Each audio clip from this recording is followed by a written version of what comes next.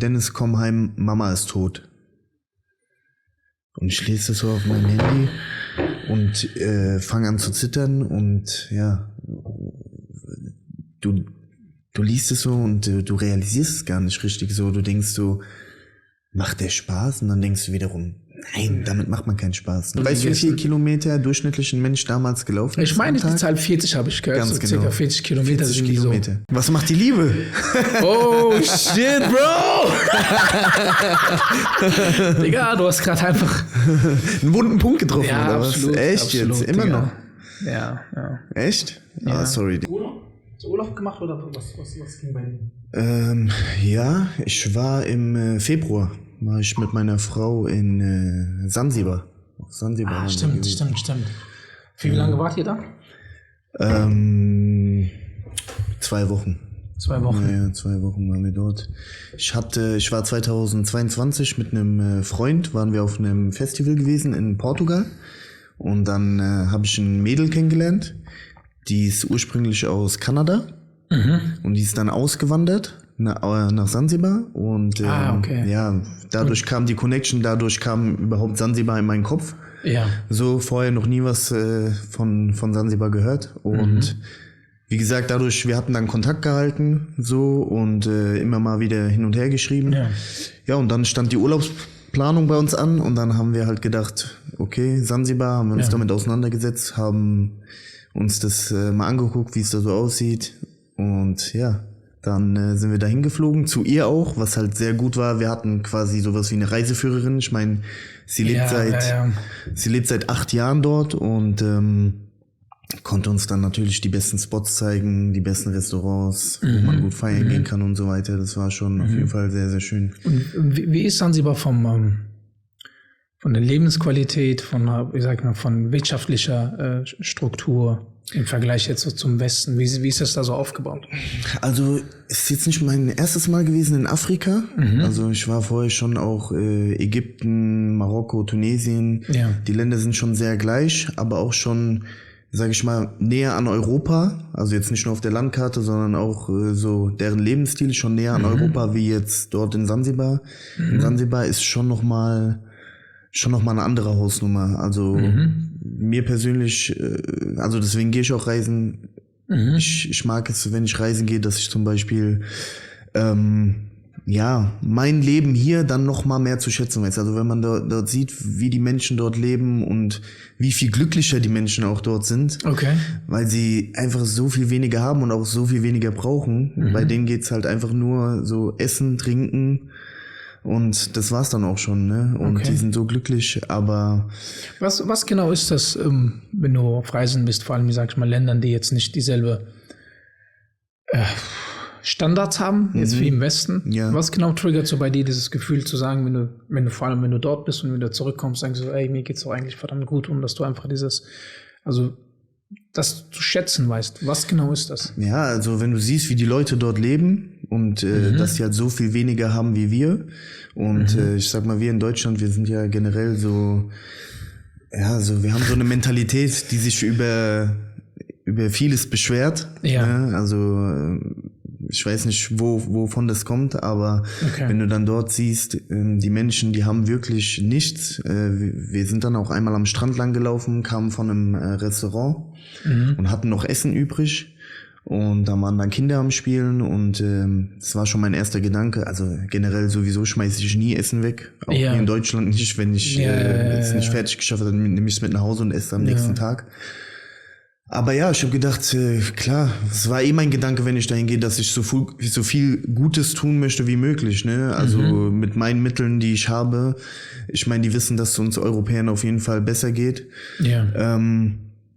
Dann waren da Kinder am Strand, die haben dort gespielt und ich habe dann die Kinder gerufen, habe den Rest von meinem Essen dort hingelegt und das hat mir wirklich das Herz zerrissen, das zu sehen, wie die das Essen, also auf gut Deutsch, attackiert haben und da reingehauen haben und wie die sich dann bedankt haben und glücklich waren und das ist wirklich, also es ist ein unfassbar schönes Gefühl und dann denkt man sich wirklich, ja, krass, dass es sowas in der heutigen Welt noch gibt, dass irgendwelche Menschen überhaupt, ich meine, Essen und Trinken, das sollte so das sollte so selbstverständlich für alle Menschen sein auf der Welt und das sollte jeder haben. Jeder sollte das zur Verfügung haben. Gerade in den Zeiten, wo wir leben, es gibt Milliardäre auf der Welt, die können das Geld gar nicht ausgeben. Ja, sogar in mehreren Leben nicht. In mehreren Leben können die das Geld nicht ausgeben und deswegen finde ich einfach, finde ich das so schlimm zu sehen wirklich und aber auch gleichzeitig, macht es mich glücklich, dass man Menschen dort so einfach glücklich machen kann mit so kleinen Dingen und wie gesagt, das sind dann halt so Sachen, die man dann erlebt, wo man dann an seine Probleme in Deutschland denkt und dann denkt, du eigentlich sind das gar keine Probleme, die wir haben. Diese Probleme, die wir haben, die machen wir uns selber im Kopf. So. Also quasi, weil es einem irgendwie zu gut geht, man wirklich keine wirklichen Probleme hat. Also was wie so die Basis, es funktioniert hier alles. Wann war das letzte Mal, dass ich hier mal einen Stromausfall hatte? Jetzt hochkommen war das vielleicht 2006 mal und das war auch vielleicht für 5 Minuten oder so, wenn überhaupt. Was hast du immer da? Strom hast du immer da, du hast deine Heizung funktioniert hier. Also so diese Notdurft oder diese Grundbedürfnisse sind über dem Maße sind die gestillt. Ja. Hast du nicht. Du hast ein System hier, du hast die Sicherheiten hier. Es geht dir eigentlich hier verdammt gut. Und ich glaube, der Mensch ist irgendwie nicht wirklich dafür irgendwie. Wenn du zurücküberlegst, der Mensch hat immer Stress gehabt. Er hat einfach Angst gehabt, okay, wie überlebe ich? Irgendwie immer Gefahren von außen, dass ich meine Familie beschützen muss und einfach irgendwie körperliche Höchstleistungen von mir abverlangt werden. Und wenn das alles wegfällt, dann drehst du durch. Dann machst du dir deine eigenen Probleme und das sind dann meistens immer so mentale Probleme, also Probleme, die wirklich nichts mit der Außenwelt zu tun haben. Das sind so intrinsische Probleme, die du mit dir selber irgendwie aufbaust. Ob das jetzt irgendwie mit Absicht geschieht oder nicht oder bewusst oder unbewusst, ich glaube, sei dahingestellt. Aber am Ende des Tages hat man irgendwelche Probleme, die man sich künstlich irgendwie so teilweise erschafft, um Hauptsache mit irgendetwas auszukommen, sich irgendwie so mit etwas zu beschäftigen, sei es jetzt irgendwie, der Nachbar, seine Hecke stört mich, warum kommt dieser eine kleine Ast drüber, so, was soll die Scheiße? Ja. Und dann geht man irgendwie in so einem Krieg teilweise rein, behördlich und anwaltlich und es wird einfach gemacht, Hauptsache man hat so ein bisschen man fuckt sich so ein bisschen dran ab. Wo man eigentlich denkt, so, Digga, das ist doch unnötig. So. Ja, ich sag immer wieder, Probleme sind ja auch Definitionssache, ne? Ja. Also ich sag, mein Problem, was ich jetzt vielleicht habe, absolut. Darüber denkst du dann vielleicht wieder, das ist doch gar kein Problem. Also kann man doch einfach lösen, ne? Wiederum jemand anderes denkt dann über mein Problem, oh krass, sowas hatte ich noch nie, ne? Also jeder hat da eine andere Definition von. Und ich sag mal, in den Ländern wie Sansibar, wenn die wüssten, über was wir hier uns streiten oder Gedanken machen, die würden uns auslachen und wären so dankbar, einfach hier zu sein. Und das ist das, was ich damit sagen will, dass du einfach, diese Dankbarkeit dann auch spürst, wenn du wieder hier bist zum Beispiel, ne? Und das ist auch das, was mir Reisen gibt. Und deswegen reise ich auch so gerne, diese Kulturen kennenzulernen. Ich muss ehrlich gestehen, diese Dankbarkeit, ich versuche jeden Tag wirklich dankbar zu sein. Ich versuche jeden Morgen, wenn ich aufstehe, wenn ich in den Spiegel gucke, das erste Mal einfach dankbar zu sein. Erstens mal, dass man gesund ist. Das ist das Allerwichtigste, das steht über allem. Und dankbar für alles, was man so hat hier, ne? Essen, Trinken, so die einfachen Dinge. Aber es ist schon schwer dann, ne? Wenn du dann wo bist, wo es dann selbstverständlich ist, das dann immer wieder einem vor Augen zu halten. Aber ich sage, wenn man das kann, wirklich, also dieses Bewusstsein hat dafür, dass es uns so gut geht hier, dann bist du sehr, sehr viel glücklicher als viele andere Menschen in diesem Land, auf jeden Fall. Und ist das bei dir so, dass wenn du jetzt, ich weiß nicht, wie oft und wie viel Mal du im Jahr reist, ist es aber für dich immer, du brauchst immer wieder so einen kleinen Upgrade, aber immer wieder so einen kleinen Push. Das heißt, du machst auf Reisen, kriegst wieder so ein Gefühl, wie es anderen gehen kann und wie es dir geht und dann dauert eine gewisse Zeit und dann kommt man wieder in diesem Alltag traut und dann sagst du, okay, jetzt muss ich wieder mal reisen, um einfach wieder ein bisschen klarzukommen. Und das schätzensweise, oder sagst du, nee, das ist schon so weit etabliert, dass du das sagst, das Reisen ist einfach da.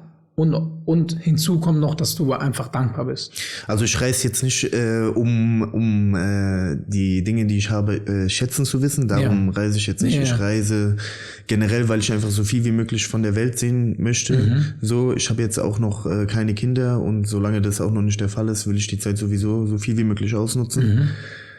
Aber ich muss sagen, ich habe das schon gut in meinem Mindset so etabliert, dass ich generell einfach dankbar bin, wenn man so viel Lebenserfahrung hat, wie ich jetzt, oder einiges auch schon erlebt hat, viel Scheiße auch gefressen hat, dann glaube ich, fällt es einem auch leichter, so dankbar zu sein. Aber wie gesagt, das Reisen an sich mache ich jetzt nicht nur deswegen, sondern es ist einfach schön, neue Kulturen kennenzulernen. Was war, ich will das jetzt irgendwie nicht so pauschalieren, aber gab es so irgendetwas, irgend so eine Erkenntnis, als du mal am Reisen warst, ob alleine oder mit deiner Ehefrau oder mit Kumpels, wie auch immer, wo du, was für dich so irgendwie so einen Klick gemacht hat, wo du dachtest so, hey, das hast du, jahrelang hast du das anders gesehen, aber aufgrund von Reisen hast du auf einmal so einen anderen Blickwinkel dazu bekommen. Ich kann von meiner persönlichen Erfahrung reden. Ich bin jetzt dieses Jahr das erste Mal, bin ich alleine, war auf der Reise. Und was für mich irgendwie, ich meine, ich bin nicht hier in Deutschland geboren. Das heißt, für mich ist hier alles, ich kenne so zwei Welten. Und deswegen ist vielleicht da von vornherein so ein kleiner, würde ich, ohne jetzt irgendwie überheblich zu sein, würde sagen, ja, so ein kleiner, dass ich das so zu schätzen weiß, von wegen, hey, es gibt Länder, da funktioniert es anders. Ich glaube, das ist irgendwie von Grund auf so ein bisschen da. Jetzt vielleicht auch nicht so extrem. Aber was mir meine Reise jetzt vor kurzem gebracht hat, ist tatsächlich, dass ich habe Geschwister, ich habe eine Familie, ich habe einen Freundeskreis. Und während dieser Reise ist mir wirklich bewusst geworden, so, hey Digga, du hast Geschwister. Du hast einen Bruder, du hast eine Schwester, du hast verdammt coole Freunde, gute Freunde, die du seit langem kennst. Und das war mir davor nie so bewusst. Das habe ich irgendwie als selbstverständlich angenommen. Aber dadurch, dass ich jetzt eine Distanz hatte und ich konnte nicht einfach mal morgen rüberfahren oder rüberlaufen, besser gesagt, habe ich so gemerkt, ey, was ein Privileg ich habe, dass ich Geschwister habe. Also diese Liebe zu meiner Familie ist enorm gewachsen. Und das war jetzt für mich so von meiner ersten Reise, was ich für mich genommen habe, ist mir das so bewusst geworden und ich bin dafür, ich denke mir so, shit, das kann ich fühlen, das habe ich davor nicht so gefühlt, nicht auf diesem Level oder, sag ich mal, so bewusst. Aber die Reise hat das bei mir so irgendwie, also wie so eine Tür geöffnet, so Unlock, so, wow. Und seitdem ist tatsächlich von meiner Seite aus die Liebe, die ich verspüre und auch denen das auch gerne zeigen will, indem ich einfach für die da bin und so einfach für die da sein will, das hat sich verändert bei mir. Und wo ich mich so frage, okay, gab es vielleicht bei dir sowas Ähnliches? Klar, Reisen ist grundsätzlich schön, einfach Länder sehen, Kulturen kennenlernen, auch die Landschaften. Aber das macht ja auch etwas mit dir als Mensch. Ja, auf jeden Fall. Also ich habe jetzt, das, was du beschreibst, hast du auf jeden Fall schön gesagt. Und das habe ich da jetzt nicht bei Reisen auf jeden Fall so gemerkt. Bei mir war das so gewesen, vor fast genau 3 Jahren ist meine Mutter gestorben an Krebs. Und ich habe ich habe keine große Familie. Ich habe, so gesehen habe ich jetzt nur meinen Bruder und mich. Also ich bin auch ohne Vater aufgewachsen. Also meinen Vater gibt's auch nicht mehr. Und als meine Mutter gestorben ist, dann, da kam dieser Moment dann, wo ich mir so oft gedacht habe, stell dir mal vor, ich hätte jetzt nicht mal mehr meinen Bruder. So, das war dann dieser Moment, ich meine, mein Bruder und ich, wir haben schon ein sehr, sehr gutes Verhältnis, aber du weißt ja, wie das ist mit Brüdern. So sehr, wie man sich liebt, so sehr kann man sich auch hassen. Ja, zwischen Brüdern ist da eine besondere Art von Konkurrenz und Hassliebe so irgendwie. Ja, Konkurrenz würde ich nicht mal sagen, aber er kennt mich so gut wie kein anderer Mensch und genauso umgekehrt. Okay, ne? okay. So, also wir können uns nicht irgendwie gegenseitig anlügen oder so. Wir wissen sofort, wenn der andere nicht die Wahrheit sagt oder wir wissen, wie der andere tickt genau. Und wenn man das genau von dem anderen weiß, dann entstehen schon ganz oft irgendwelche Streitpunkte. Ne? Okay. So, aber auf jeden Fall, wo das halt passiert ist damals, da war dann halt auf jeden Fall dieser Moment, wo ich sehr, sehr viel Dankbarkeit verspürt habe, dass er noch in meinem Leben ist. So. Ja, das war schon eine krasse Zeit auf jeden Fall. Ja. Okay, krass. Ja. Wie ist es eigentlich als, ich meine, ich bin mit einem, also mein Vater lebt, bin auch mit ihm größtenteils auch aufgewachsen, aufgrund von, dass wir jetzt hierher gewandert sind, hatten wir eine Phase gehabt, wo er halt eben nicht da war. Und mit wie vielen Jahren bist du hierher gekommen? Mit 9. Mit 9 hergekommen, okay. Und dann waren genau 4 Jahre, wo mein Papa nicht da war. Ich glaube, das war mit so eine der Zeiten, wo man vielleicht einen Papa braucht. Er ist dort geblieben? Er musste dort bleiben, okay. Weil finanziell ging das nicht einfach auf, dass wir alle rübergekommen sind. Also deswegen, ihr seid mit eurer Mama hergekommen? Genau, mit meiner Mama sind wir hergekommen, mit meinen Geschwistern und nach ca. 4 Jahren ist dann mein Papa nachgekommen. Und in dieser Zeit... Also du hast ihn 4 Jahre am Stück gar nicht gesehen? Nein. Okay, krass. Nee, nicht gesehen, aber auch nicht telefoniert oder sonstiges. Es waren einfach die Situation hat es nicht hergegeben. Ich finde es halt nochmal krasser, wie wenn du überhaupt keinen Vater hattest von Anfang an oder wenn er dann plötzlich aus deinem Leben gerissen wird und dann nicht mehr da ist. Das ist schon nochmal ein Unterschied, ne? Ja. Ich habe das lange Zeit tatsächlich irgendwie nicht so drüber nachgedacht, so was das mit mir gemacht hat. Wenn man jung ist, denkt man auch nicht so viel darüber nach. Das kommt im Nachhinein. Also du denkst darüber erst gar nicht nach, aber es macht ja was mit dir. Vor allem, wenn du jetzt hier in einem Land bist, was komplett fremd ist, das ist irgendwie unbekannt, gefährlich, Gefahr. Da brauchst du eigentlich einen Rudelführer, so jemanden, der so, wo du dich als Kind, als 9-jähriges Kind, wo du dich nach hinten lehnen kannst und sagen kannst so, ey, der Papa, der klärt schon. So, lass mich einfach Kind sein, weißt du?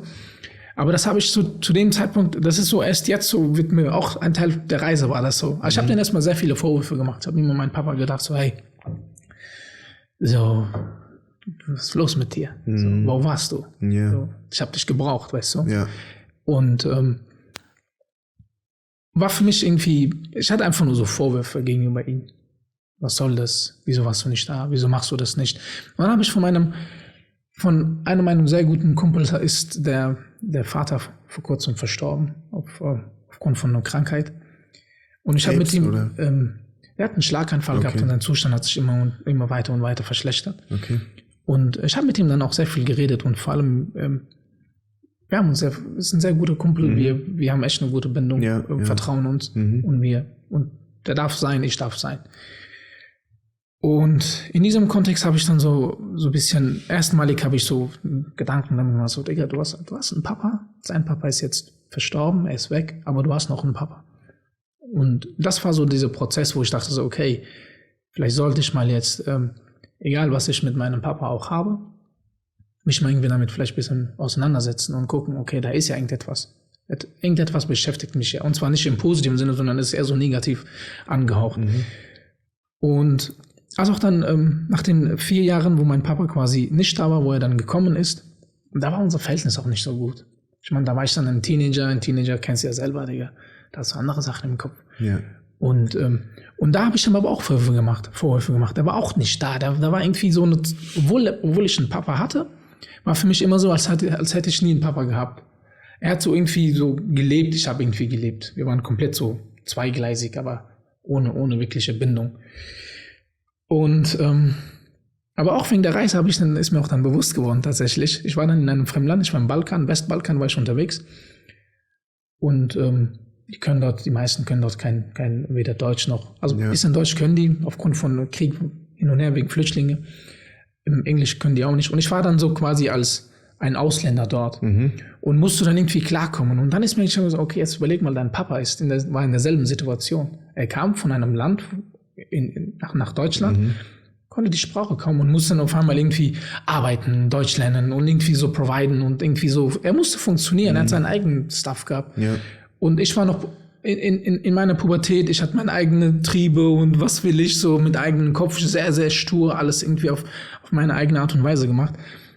Und da ist jetzt auch nochmal so ein Mini-Verständnis aufgekommen. Okay, er hat seine eigenen Probleme gehabt, ich habe meine eigenen und vielleicht sollte ich ihm auch keine Vorwürfe machen, sondern das, was war, das war. Konzentriere dich auf das, was jetzt ist. Er lebt noch und er ist noch da. So versuch so viel wie möglich rauszufinden, wer ist diese Person, die Beweggründe rauszufinden und versuchen ein bisschen zu klären. Und jetzt kommst du und sagst so, okay, du bist ohne Papa aufgewachsen. Da frage ich mich so, ja, wie macht man das? Ich meine, vor allem als Junge, du brauchst als Junge, wie ich vorhin sagte, immer du brauchst einen Rudelführer. Du kannst von der Mutter relativ vieles lernen, vor allem die emotionale Seite. Ja. Das ist, glaube ich, so das ist das, was die Mutter macht. Und der Papa macht eher so dieses, wie kommst du in der Gesellschaft klar, so? Und wie war das für dich? Wie war dieser Weg, so? Ja. Jetzt wird's emotional. Ja, das ist echt gerade so ein bisschen deep, aber das interessiert mich alles vom gut, Grundsatz alles her, ne? gut. Ich kann ja darüber reden. Also du musst wissen, ich bin auch zum Beispiel nach dem Tod meiner Mutter war ich tatsächlich in psychologischer Behandlung, weil ich das tatsächlich nicht so gut weggesteckt habe. Also ein bisschen auszuholen war das so gewesen, dass meine Mutter ist nicht plötzlich gestorben, sondern die wurde schon palliativ betreut. Das bedeutet, die Schwestern waren schon zu Hause und haben uns quasi erzählt, dass es so in den nächsten paar Wochen passieren könnte. Dann war das so gewesen, dass man sich irgendwie im Kopf darauf vorbereiten wollte. Bestmöglich. Man hat versucht, sich vorzubereiten oder man dachte, man kann sich darauf vorbereiten. Ja. Aber als es dann soweit war, als es dann passiert ist, muss ich sagen, waren alle Vorbereitungen, die man getroffen hat, irgendwie über Bord geschmissen, weil also jeder, der das erlebt hat, der wird mir da zustimmen, dass man sich nicht auf den Tod vorbereiten kann. Also es kommt wie ein Schlag in die Fresse, so auf gut Deutsch. Man kann es gar nicht beschreiben. Ich komme gleich auf die Vatersache zurück. Ne? Ich erkläre nur ein bisschen drumherum. Nochmal wegen meiner Mutter war das so gewesen, dass ich damals hatte ich einen Job gehabt, da hatte ich eine 4-Tage-Woche und da hatte ich freitags immer frei. Und ich war freitags noch morgens im Gym gewesen und mein Leben musste ja trotzdem weitergehen, ne? Ja. Also meine Tante hat meine Mutter zu Hause betreut, weil meine Mutter konnte halt gar nichts mehr selber machen. Die war auch voll auf Medikamenten und so, also wie so auf Drogen, ne? Halt, damit sie keine Schmerzen spürt. Und dann war ich an diesem besagten Freitag war ich im Fitnessstudio gewesen, morgens. Und freitags war halt mein freier Tag. Also Freitag und Wochenende war so die Zeit, wo ich dann halt noch so viel Zeit wie möglich bei meiner Mutter verbringen wollte. War dann trainieren gewesen, morgens ganz früh und war dann fertig mit dem Training, bin nach Hause gegangen und hab dann, ich war nicht zu Hause, ich war im Fitnessstudio noch und hab dann auf einmal eine WhatsApp bekommen von meinem Bruder. Klar, viele würden jetzt sagen, okay, per WhatsApp, aber ich meine, mein kleiner Bruder, der hat noch damals zu Hause gewohnt, das war auch wahrscheinlich eine überfordernde Situation für ihn. Ja, er hat mir dann einfach per WhatsApp, du siehst ja, wenn es hier vorne auf dem Handy dann kommt die Nachricht, dann stand einfach nur, Dennis, komm heim, Mama ist tot. Und ich lese das so auf meinem Handy und fange an zu zittern und ja, du liest es so und du realisierst es gar nicht richtig so, du denkst so, macht der Spaß? Und dann denkst du wiederum, nein, damit macht man keinen Spaß, ne? Also das muss ja schon dann ernst sein. Ja, ich bin dann natürlich sofort ins Auto gestiegen. Bin dann nach Hause gefahren zu ihr und ja, dann lag sie da, ne? So, ja, war eine krasse Nummer, wenn dann so das erste Mal, ich weiß nicht, ob du schon mal eine Leiche begegnet bist, wahrscheinlich nicht. Es ist eine krasse Sache, wenn dann einfach ein toter Mensch liegt und es ist noch deine Mutter. Ja, dann habe ich 3 Stunden bei ihr im Arm gelegen und geweint und ja, dann sind halt alle anderen Sachen passiert, die dann so folgen, ne, wenn ein Mensch stirbt. Ist dann keine einfache Zeit gewesen und wie gesagt, ich hatte dann einfach bei mir gemerkt sofort, ich weiß nicht, ob das so gut war im Nachhinein, sie da nochmal so liegen zu sehen, ob das für mich so die richtige Entscheidung war, weil das sind Bilder, die gehen dein ganzes Leben nicht mehr aus dem Kopf, ne? So, und das war, glaube ich, auch das, was mir dann so, so diese ich hatte Schlafstörungen extrem, ich habe geträumt, ich habe ihre Stimme gehört und so Sachen, ne? Und es waren alles so Sachen, wo ich im Nachhinein sage, ja, vielleicht hätte man einfach einen schöneren Moment in Erinnerung behalten sollen. Andererseits muss ich sagen, wenn dir das passiert in deinem Leben, dass dir deine Mutter genommen wird oder deine Mutter geht, musst du versuchen, trotzdem die positiven Dinge daraus zu ziehen. Und für mich ist das Positivste an der Sache wirklich, was kann mir noch was anhaben, so auf der Welt? Was kann mir noch irgendwas tun? Nichts. Ich bin so stark dadurch geworden. Weißt du, was ich meine? Wer oder was soll mich irgendwie wer soll mir was tun? So, es gibt nichts Schlimmeres, was du erleben kannst auf der Welt. So. Und das war einfach so für mich, ja, das Krasse. Und wie gesagt, ich war dann beim Psychologen und ganz kurz, der hatte mir, und dafür bin ich mir auch sehr dankbar, der hatte mir eine entscheidende Frage gestellt, die mir bis heute wirklich hilft. Wenn es mir mal nicht so gut geht, jetzt zum Beispiel haben wir Oktober, meine Mutter hat am 16. Oktober Geburtstag und am 21. Oktober ist der Todestag und Oktober ist immer so ein Monat, das ist jetzt das 3. Jahr, wo es mir so psychisch nicht so gut geht. Fuck, und dann machen wir noch so eine Folge. Alles gut, ist kein Problem, wirklich. Du musst dich damit auseinandersetzen. Du musst dich mit allem im Leben auseinandersetzen. Wenn du dich den Dingen nicht stellst, dann läufst du davon weg. Und wenn du davon wegläufst, dann holen sie dich irgendwann immer wieder ein. Was im Umkehrschluss bedeutet, du musst dich stellen. So oder so. Ja. Du solltest dich am besten stellen. Ja, für mich musst du dich stellen. Ja, du solltest, du musst. Wie man's nennt. Jedenfalls hat der Psychologe mir eine Frage gestellt oder einen Satz zu mir gesagt. Er hat gesagt, guck mal, wenn du deine Mutter eine Frage noch stellen könntest und diese Frage wäre, Mama, willst du, dass es mir gut geht oder willst du, dass es mir schlecht geht gerade? Was wäre ihre Antwort? Die Antwort liegt ja auf der Hand. Ne? Ja. So, sie hat mir das Leben geschenkt und sie will ja ein gutes Leben für mich. So, ja. Und das war so, also das ist das, was ich bis heute quasi mir so, diese Frage, wenn ich die mir stelle, das hilft mir sehr weiter, muss ich sagen. Und ich bin auch wirklich, also sehr dankbar. Ich hatte wirklich meine Freunde um mich, ich hatte meine Frau, also ich hatte schon genug Halt, um so eine Situation zu überstehen, weil wenn man in so Sachen alleine ist schon sehr, sehr schwer, sage ich mal, da rauszukommen. Ja. Aber um auf die Sache mit Vater zurückzukommen, das war damals so gewesen, also mein Vater war nicht komplett weg, ich war 5 Jahre alt gewesen, als meine Eltern sich damals getrennt haben. Und ja, wie gesagt, damals als Kind, du weißt ja selber, der war dann halt einfach nicht mehr da und man hat es nicht so wirklich wahrgenommen irgendwie. Man hat sich auch schnell daran gewöhnt, dass er nicht mehr da war.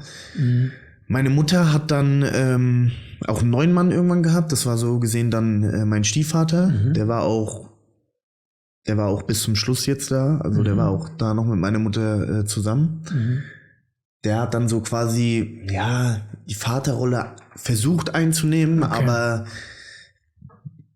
ja, es geht nicht so richtig, ne? Gerade als Junge so, wenn es hart auf hart kommt, dann sagst du immer wieder, ja, du bist nicht mein Vater, ne? Also ich hab ihn schon respektiert und so, wir hatten auch ein gutes Verhältnis, aber es war trotzdem so eine gewisse Barriere war immer vorhanden, ne? Okay. So. Und dann war das so gewesen, ich bin 18 Jahre alt geworden damals und ich habe in meiner Jugend wirklich sehr, sehr, sehr viel Scheiße gebaut. Also wir alle haben Scheiße gebaut, aber ich war schon wirklich ein richtiger Gauner. Ein richtiger Gauner, ja. Ich war ein richtiger Gauner. Also ich habe auch sehr, sehr viel, leider mit Polizei zu tun gehabt und hier geklaut, da Schlägerei, da dies, das. Es war wirklich keine einfache Zeit, auch für meine Mutter. So, ich meine, überfordert, ne, so und ja, und als ich 18 war ich so quasi am Höhepunkt so meiner, sag ich mal, kriminellen Laufbahn. Da war ich so wirklich, da habe ich so gedacht, ey, wie soll es jetzt weitergehen? Es kann nicht so weitergehen. Ich muss jetzt irgendwie mal hier einen Cut machen. Und dann habe ich an meinen Vater gedacht. Dann habe ich gedacht, irgendwie kam der in meinen Kopf und dann habe ich auch realisiert, dass es das ist, was mir vielleicht gefehlt hat, um auf dem richtigen Weg zu bleiben und nicht irgendwie auf die schiefe Bahn zu kommen. Und habe dann meine Mutter einfach angesprochen und habe gesagt, ey, wo ist der eigentlich? Was macht der so? Ich würde den gerne mal treffen und mal mit dem reden. Und meine Mutter hatte damals eine Handynummer gehabt, so, und die hat sie mir dann gegeben. Ich habe dann einfach knallhart angerufen und habe gesagt, ey, hier ist dein Sohn. Und er war auch schockiert. Und hat sich aber dennoch gefreut. Und ich habe mich dann mit ihm getroffen, also wir haben ein Treffen vereinbart. Und dann haben wir uns getroffen und Ja, das hat mich sehr, sehr enttäuscht, das Treffen, weil man hat ja so eine Vorstellung von seinem Vater, ne? So, wie ist der, der muss ja irgendwas von mir haben oder man stellt sich so einen coolen Vater vor irgendwie, ne? Ja, und dann war das tatsächlich so gewesen, dass er dann kam und ja, irgendwie war der für mich so voll befremdlich. So, es war irgendwie nicht so, wie ich es mir erhofft hatte und wie ich es mir vorgestellt habe. Ja, und wir hatten dann versucht, den Kontakt ein bisschen zu halten. Ja. So, bis ich dann irgendwie gemerkt habe, dass es nur einseitig ist. Also immer habe ich mich nur gemeldet und Interesse gezeigt, bis zu einem gewissen Punkt, wo ich ihn dann wieder angerufen hatte und wo ich dann gedacht habe, okay, das war jetzt das 7., 8. Mal, wo ich angerufen habe. Ich rufe jetzt nicht mehr an. Ich warte jetzt, bis er sich meldet. Er hat sich aber nicht gemeldet. So. Und für mich war dann das Thema auch erledigt. Also sage ich dir ehrlich, weil es war dann so, ne, also wenn nur einseitiges Interesse besteht, das ist ja wie bei einer Freundschaft, dann passt es einfach, dann soll es einfach nicht so sein. Und ich meine, ich war 18, ich habe, sag ich mal, die Zeit, wo ich ihn wirklich gebraucht hatte, meiner Meinung nach, war er sowieso nicht da.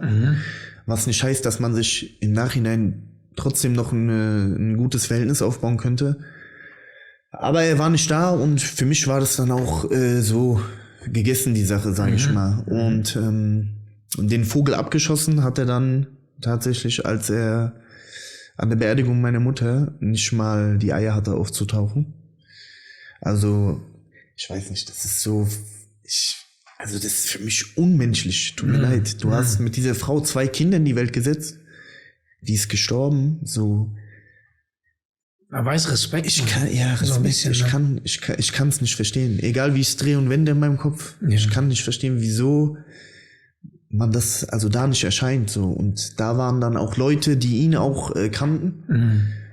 Und ich bin dann an der Beerdigung zu den Leuten gegangen und habe denen gesagt, richtet ihm aus von mir, der ist für mich heute auch gestorben. So. Und ja, somit ist das Thema für mich beendet. Also für mich gibt's keinen Vater. Ich werde nie einen Vater haben. Ich hatte nie einen, aber alles gut. Ich bin okay damit, so. Klar, es gibt ein paar Dinge so in meinem Leben, auch heute noch, die passieren, so. Zum Beispiel so handwerkliche Dinge oder so. Ja. Ich bin eine absolute Null, was sowas betrifft. Noch. Ja, das sind so Sachen, wo man sich dann so denkt, hätte ich mal einen Vater gehabt, dann wäre das vielleicht anders. Was keine Ausrede sein soll, man kann sich alles selber aneignen, aber du weißt schon, wie ich das meine. Ja. So, und aber auch hier wieder, weißt du, man kann aus allem im Leben positive Dinge rausziehen. Und für mich das Positive aus der Sache ist einfach, irgendwann ein besserer Vater zu sein, als er es war. Und das ist das Ende von dem Thema. Also, Du hast vorhin bei deinem Stiefvater hast du gesagt, dass, lass mich dir was einschenken. Dankeschön. Dass er hat sein Bestes gegeben, du hast so irgendwo auch dein Bestes gegeben, aber nichtsdestotrotz war da irgendwo eine Barriere da. War die Barriere von deiner Seite aus, wo du dachtest so, ey Digga, so, ich bin ready, diese Beziehung wirklich auch Vertrauen zu schenken, aber du musst ein bisschen was liefern. Also mach was, so, zeig mir, dass du es wirklich ernst meinst. Oder war das eher von seiner Seite aus, wo er so einfach nicht wirklich so, gut, umgekehrt darum hat er nicht einfach so Vollgas gegeben, wo du dachtest, so, da ist irgendein Fremdkörper, der dich nicht wirklich, dich irgendwie dazu hinbewegt, dass du dich komplett öffnest und sagst, okay, ich vertraue dir jetzt. 100%ig, dass es so auch funktioniert. Also ich glaube, das war so ein beidseitiges Ding irgendwie. Also wir haben irgendwie... du warst wahrscheinlich auch ein Sturkopf, Mann. Ja, auf jeden Fall. Ich war ein krasser Sturkopf. Das war halt immer bis zu einem gewissen Punkt, habe ich ihn respektiert und so weiter. Aber wenn es dann irgendwie an die Dinge ging, sage ich mal, wo man als Vater hart durchgreifen sollte bei seinem Sohn und er das dann auch versucht hat zu tun, war dann bei mir, ist dann diese Barriere entstanden, wo ich dann ihm auch oft gesagt habe, so, ey, du bist nicht mein Vater. Und jetzt im Nachhinein betrachtet, ich meine, wir sind jetzt alle Erwachsene geworden, wir haben einen anderen Blickwinkel auf viele Dinge. Glaube ich, dass ich ihn auch schon verletzt habe damit. So, ne? Würde ich vielleicht mit meiner Denkensweise von heute nicht so machen, weil er hat sich auch viel Mühe gegeben. So.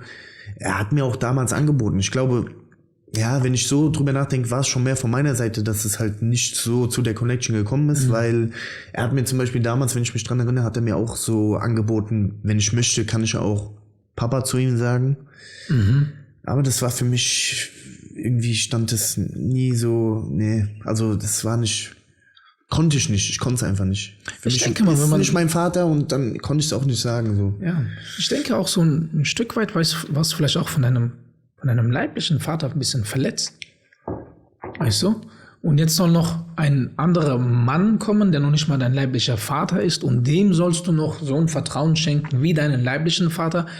Das ist da musst du wieder bereit sein, dich zu verletzen, weil es kann wieder die Gefahr bestehen, dass du wieder enttäuscht wirst. Und irgendwo auch nachvollziehbar, dass ich sage mal, ein junger Bursche mit Testosteron geladen, Sturkopf, dass er dann halt eben so gewisse Mauern aufbaut. Und ich denke, da ist es dann auch vielleicht, die andere Seite muss dann auch das irgendwie vielleicht auch, wenn man in der Lage ist, zu spüren und da so ein bisschen in die Richtung auch steuert, ist es, glaube ich, gar nicht so einfach. Auch so von meinem Teil aus, ich glaube, mein Papa hat so sein Bestes gegeben. Aber irgendwo war für mich immer so, was du vorhin sagtest, als du deinem leiblichen Vater begegnet bist, ich hatte meine eigenen Ansprüche. Dadurch, dass ich, sage ich mal, nicht wirklich eine konstante Vaterrolle hatte. Als Kind hatte ich ihn als Vorbild. In meiner Teenagerphase war er für mich kein Vorbild mehr, wo ich dachte so, das war ja immer was, also wie ich es immer gemacht habe, so, ich bin stärker als du. So, ich kann dich fetzen, wenn ich will. Yeah. So, warum soll ich dich respektieren? Yeah. Weißt du, das war mein Denken. Yeah. So, mein Deutsch ist besser als dein Deutsch. Ich bin dann selber. Du hast dich überlegen gefühlt. Genau, ich habe mich überlegen gefühlt. Was willst du mir noch beibringen? Ich habe den auch irgendwie auch gar nicht respektiert. Weil ich gesagt habe, so, Bro, du bist nicht hier der Alpha-Mann. Aber ist es das, worum es geht im Leben?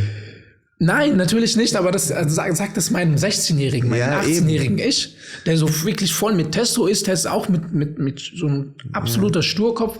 Von Emotionen brauchen wir gar nicht reden, sowas gibt es nicht, weil du halt eben immer alleine klargekommen bist. Wie willst du diesem Wesen sagen, so, hey Digga, es geht nicht darum, so. Aber auch, weißt du, was das Schöne auch daran ist? Dass wir diese Entwicklung genommen haben und jetzt darüber reden und so klar im Kopf sind, dass wir wissen, was wir damals falsch gemacht haben. Ja. Dafür müssen wir dankbar sein, weil viele Menschen haben das auch nicht. Viele Menschen haben gar nicht diesen Entwicklungsprozess. Oder viel zu spät. Viel zu spät, ne? Weißt du? Weißt du, was ich meine? Und deswegen ist doch schön, dass du es jetzt weißt, dass ich es weiß, was man damals... Keiner hat die Denkensweise von einem 30-Jährigen, wenn er 16 Jahre alt ist. Weißt du, was ich meine? Aber das ist ja diese Entwicklung, die wir Menschen alle durchlaufen. Mit 16 bist du wortwörtlich unsterblich. Dir kann niemand was antun. Genau, so, komm, ich gegen die Welt, ich werde fetzen. Weißt du? Und so war das auch. Ich von meinem Teil, ich habe auf niemanden gehört. Ich habe gesagt, das, was ich für richtig erachtet habe, das habe ich durchgezogen. Und teilweise auch die Stärke hat mir damals gefehlt, auch zu sagen, so, Digga, du bist gerade auf einem Kurs, was vielleicht destruktiv ist. Vielleicht solltest du mal deinen Kurs ändern. Aber ich war so, nein, Digga, ich werde meine Meinung nicht ändern. Das ist Schwäche. So, ich gehe da knallhart durch. Und es war auch so, wo ich auch mein Papa auch ganz klar, ich habe den zu spüren lassen, so, du bist ein Versager für mich, du bist ein Schwächling. Yeah. Von dir lass ich mir doch nicht sagen, du warst nicht da, als ich dich gebraucht habe, jetzt willst du, geh mal weg. Und ich habe da so komplett zugemacht. Aber das Leben hat mir immer wieder so Punches gegeben von der Seite. Wo ich dann älter wurde, habe ich dann meine Probleme bekommen, wo ich dann immer gemerkt habe, Bro, du bist nicht unsterblich, guck mal. Du bist auch nur ein kleines Würstchen von dem Ganzen. So, du versuchst auch nur zu überleben und du kriegst immer mehr. Ich habe immer mehr und mehr so Sachen sind mir passiert, wo ich mich teilweise gesagt habe, so, hey, du bist gerade in derselben Situation wie dein Vater, so, was will mir das Leben gerade beibringen? Ne? Ja. Und Stück für Stück habe ich meine Meinung geändert. Und jetzt so, ich sag mal, mit einer der größten Sachen war es so, und die Zeit, wo ich dann in Deutschland war, wo ich gesagt habe, wo warst du da für mich? Du warst nicht da. Wo ich dann jetzt im Ausland auf der Reise war, habe ich gemerkt, so natürlich, Digga, ist ja nicht da für dich. Unsere Eltern meine Mutter und mein Papa, die haben sich nie gut verstanden. Die haben sich immer gestritten. Das war kein Team, Digga. Okay. Die haben sich immer bekriegt gegenseitig. Also guck mal, der kommt nach Deutschland. Der hat keine Ahnung, was hier funktioniert. Der kriegt irgendwelche Briefe, der kann null Deutsch, muss sich irgendwelche Sachen machen. Meine Mutter hat ihm nichts geholfen, obwohl wir 4 Jahre vorher da waren. Die hat sogar Steine in den Weg gelegt. Krieg zu Hause, Krieg auswärts. Die Kinder sind alle am Arsch. Im Sinne von, keiner respektiert. Und was soll er machen? Wo soll er? Krass. Der löscht hier einen Brand, da kommen 2 neue Brände. Und wenn er rüber geht, dann entsteht wieder hier ein Brand. Der konnte für mich gar nicht da. Ist er noch hier? Der ist noch hier, ja. Krass. Der ist noch Krass, hier. dass der noch hier ist. Ja, so gesehen ein Kämpfer, der hat überlebt, der hat seinen Stuff gemacht, hat arbeitet, hat ein schönes, geregeltes Leben. Und da docke ich jetzt auch so ein bisschen an, wo ich dann mit dem einfach mit dem Zeit verbringen. Ich will ihn näher kennenlernen. Sage, wer bist du? Aber siehst du, wenn er ein Verlierertyp gewesen wäre, hätte er damals sagen können, ey, weißt du was, ist mir alles hier zu dumm. Ich habe dort ein besseres Leben, ich check hier gar nichts, schau einfach wieder ab und lass meine Familie im Stich. Aber hat er nicht gemacht, weil er euch liebt. Nein. Ich glaube, das war auch so ein Ding, wo ich mir denke, mein Papa hat selber ein verdammt hartes Leben in Afghanistan gehabt. Seine Eltern sind gestorben, als er 4 Jahre alt war. Überleg mal. Alle beide. Siehst du? Und ich rede darüber, dass meine Mutter mit 32, das ist das, was ich damit sagen will. Es gibt immer ein noch schlimmeres Schicksal, weißt du? Der eine denkt sich so, das ist schon schlimm, der andere sagt, boah, das ist auch voll krass, aber natürlich gibt's immer schlimmere Sachen oder es gibt weniger schlimmere Sachen. Im Endeffekt ist alles schlimm, aber jeder muss halt irgendwie für sich seinen Weg finden, wie er damit umgeht. Ne? Was hat hier in diesen ganzen Dingen so am meisten hier geholfen? Klar, ein Punkt war so Family war ein Riesenhalt für dich, um ein bisschen klarzukommen. Was meinst du jetzt bei dem Tod meiner Mutter? So Tod von Mutter, dann, ich will nicht sagen Vaterlosigkeit, aber die Rolle eines maskulinen Vorbilds, was gefehlt hat. Und die haben immer so ein bisschen den groben Weg zu zeigen und sagen, hey, geh mal in diese Richtung und versuch mal das eher so zu meiden. Was war so, was dir so gut Halt gegeben hat? Ja, tatsächlich auf jeden Fall meine Frau, ne? Also man muss sagen, ich bin jetzt seit 11,5 Jahren mit ihr zusammen, seit 5 Jahren verheiratet. Also die ist mit mir wirklich durch dick und dünn gegangen. Sie hat alles mit mir durchgemacht. Und ich will nicht mal sagen, dass ich schon ein Mann bin. Ganz ehrlich, also für mich gehört zum Mannsein noch einiges mehr dazu als das, was ich gerade bin. Aber ich bin auf einem guten Weg und auf jeden Fall sie hat dafür gesorgt, dass ich auf diesen Weg überhaupt gelange, ein Mann zu werden. Und sie hilft mir auch jeden Tag weiter ein Stückchen näher dran zu kommen, ein Mann zu werden. Ja. Aber was mir auch sehr viel geholfen hat in der Zeit war auf jeden Fall, also du musst ja überlegen, es war ja auch Corona-Hochzeit, ne? Also als meine Mutter gestorben ist. Und das war ja auch so krass. Du warst ja, also so die ersten 2 Tage, nachdem sie gestorben ist, habe ich mich so auf gut Deutsch irgendwie eingesperrt quasi. Ich wollte nichts hören, nichts sehen irgendwie. Hab dann aber auch relativ schnell gemerkt, dass das auf jeden Fall der falsche Weg ist für mich. Also für einige kann es der richtige Weg sein. Du musst für dich einfach herausfinden, was gerade gut ist. Mach das, wo du dich gut fühlst. So. Nach 2 Tagen gemerkt, nein, das ist nichts für mich. Ich muss auf jeden Fall unter Menschen. Wollte dann auch unter Menschen und wollte auch, dass die mich einfach normal behandeln. Also ich wollte nicht, dass die irgendwie mich mit Samthandschuhen anfassen oder so, nur weil jetzt da kommt wieder dieses Sturkopf wieder, diese Sache passiert ist. Ja, nee, aber weißt du, das ist halt jetzt zeigt mir Mitleid, Mann. Ja, nee, es geht halt darum, dass wenn du merkst, dich behandelt jemand anders aufgrund der Tatsache, dass deine Mutter gestorben ist, dann wirst du ja immer wieder an die Sache erinnert. Warum sind die Leute gerade so zu dir? Die sind so zu dir, weil das passiert ist. So. Und dann ist es ja auch nicht wirklich eine Ablenkung für dich. Jedenfalls bin ich nach 2 Tagen dann raus aus meiner Höhle sozusagen und wollte dann einfach nur unter Menschen. Und du musst ja überlegen, wie gesagt, alle Geschäfte hatten zu. Du konntest nicht wirklich Freizeitaktivitäten machen. Fitnessstudios waren zu. Das, was mein Leben ist so, ne, mein zweites Leben, du weißt ja selber, Fitnessstudio, Sport ist so alles für mich. Was mir auch viel Halt gegeben hat. Gut, ich habe dann für mich meinen Weg gefunden und dann draußen sehr, sehr viel joggen. Ich war sehr viel Sport machen draußen. Ich habe schon zu viel Sport gemacht in dieser Zeit. Also, weil das war mein einziges Ventil, wo ich atmen konnte irgendwie so. Ich bin jeden Tag raus und war am Laufen gewesen und so. Und das war so auf jeden Fall mit eins der Dinge, die mir am meisten weitergeholfen hat in dieser Zeit. Ja. Also einfach rausgehen und... Rausgehen, atmen, sich lebendig fühlen, Gedanken machen, um die Situation zu verarbeiten und so, ne? Ja. Also es hat mir sehr, sehr geholfen. Sport ist irgendwie... Ich frage mich so, bin ich feiere ich Sport wegen des Sports willens oder mache ich das, weil ich ganz genau weiß, dass ich ohne Sport irgendwie komplett kaputt gehe? Weil ich hatte in meinem Leben so verschiedene Phasen gehabt. Yeah. Und da war immer so zwei Ereignisse waren immer miteinander verbunden. Ich weiß aber nicht, was getriggert hat. Das eine war, wenn es mir immer mega beschissen ging, habe ich nie Sport gemacht. Und wenn es mir gut ging, war immer Sport dabei. Ich weiß aber nicht, was getriggert hat. Ne? Verstehst du, was ich meine? Ja. Und daraus habe ich für mich so gelernt, ohne Sport habe ich für mich dann irgendwann den Entschluss, ohne Sport gehe ich komplett ein. Und in den Phasen, wo es mir wirklich zwischenmenschliche Beziehungen und allgemein so Stress mit sehr vielen anderen Sachen, wo ich immer sehr viel Stress hatte, war der einzige, so ein Ankerpunkt war immer Sport. Und vor allem so joggen. Ja. So geh raus und renn einfach. Kopf frei. Renn einfach und... Geile Musik rein. Geile Musik. Geh einfach raus und renn. Und renn irgendwie. Das hört sich mega komisch an. Aber das war für mich immer so, wie du schon gerade sehr gut, das war immer so Atmen. Ich konnte dann einfach so frei. Auf jeden Fall. Und nach dem Sport ist man irgendwie eher ganz anders gepolt. 100%. Also ich kann es auch nur den Menschen, die keinen Sport machen, immer wieder ans Herz legen. Geht raus, bewegt euch, tut eurem Körper was Gutes. Es ist wirklich das schönste Gefühl. Auch zum Beispiel, guck mal, es gibt ja immer eine Intention von Sport. Viele Menschen machen Sport wegen der Optik, weil sie irgendwie nach was aussehen wollen. Ja.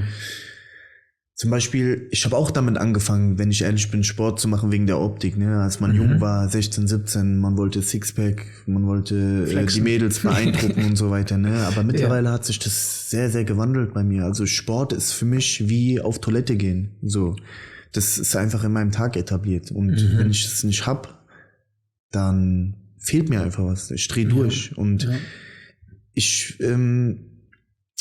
also meine Meinung dazu ist, ich weiß es halt nicht. Also ich habe das Gefühl, manchmal denke ich, es gibt Menschen, die sind einfach Sportler oder die sind es halt eben nicht. Andererseits denke ich mir, jeder Mensch kann sich das aneignen. Jeder Mensch kann sich das aneignen, ein Sportler zu werden. So, weil man sagt ja zum Beispiel, ein Mensch braucht 21 Tage, um eine Routine zu entwickeln. Ne? Also wenn du etwas 21 Tage am Stück machst, dann hast du es etabliert quasi.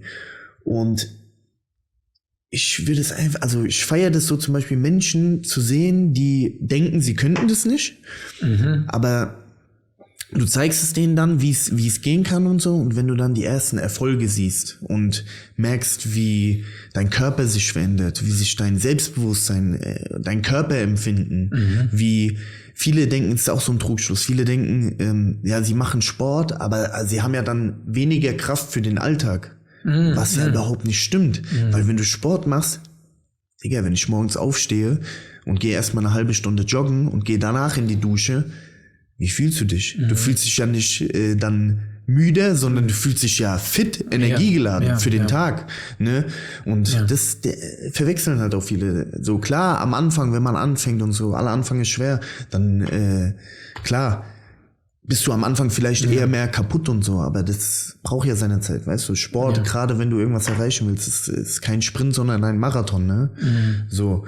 Und wie gesagt, wenn du es geschafft hast, das in deinem Leben zu etablieren und als fester Bestandteil deines Tages so etabliert zu haben, dann ist es schon eine richtig, richtig geile Sache. Also es gibt mir wirklich so viel und ich kann es wirklich nur allen Menschen ans Herz legen, geht raus und macht Sport. Absolut. Da bin ich vollkommen bei dir.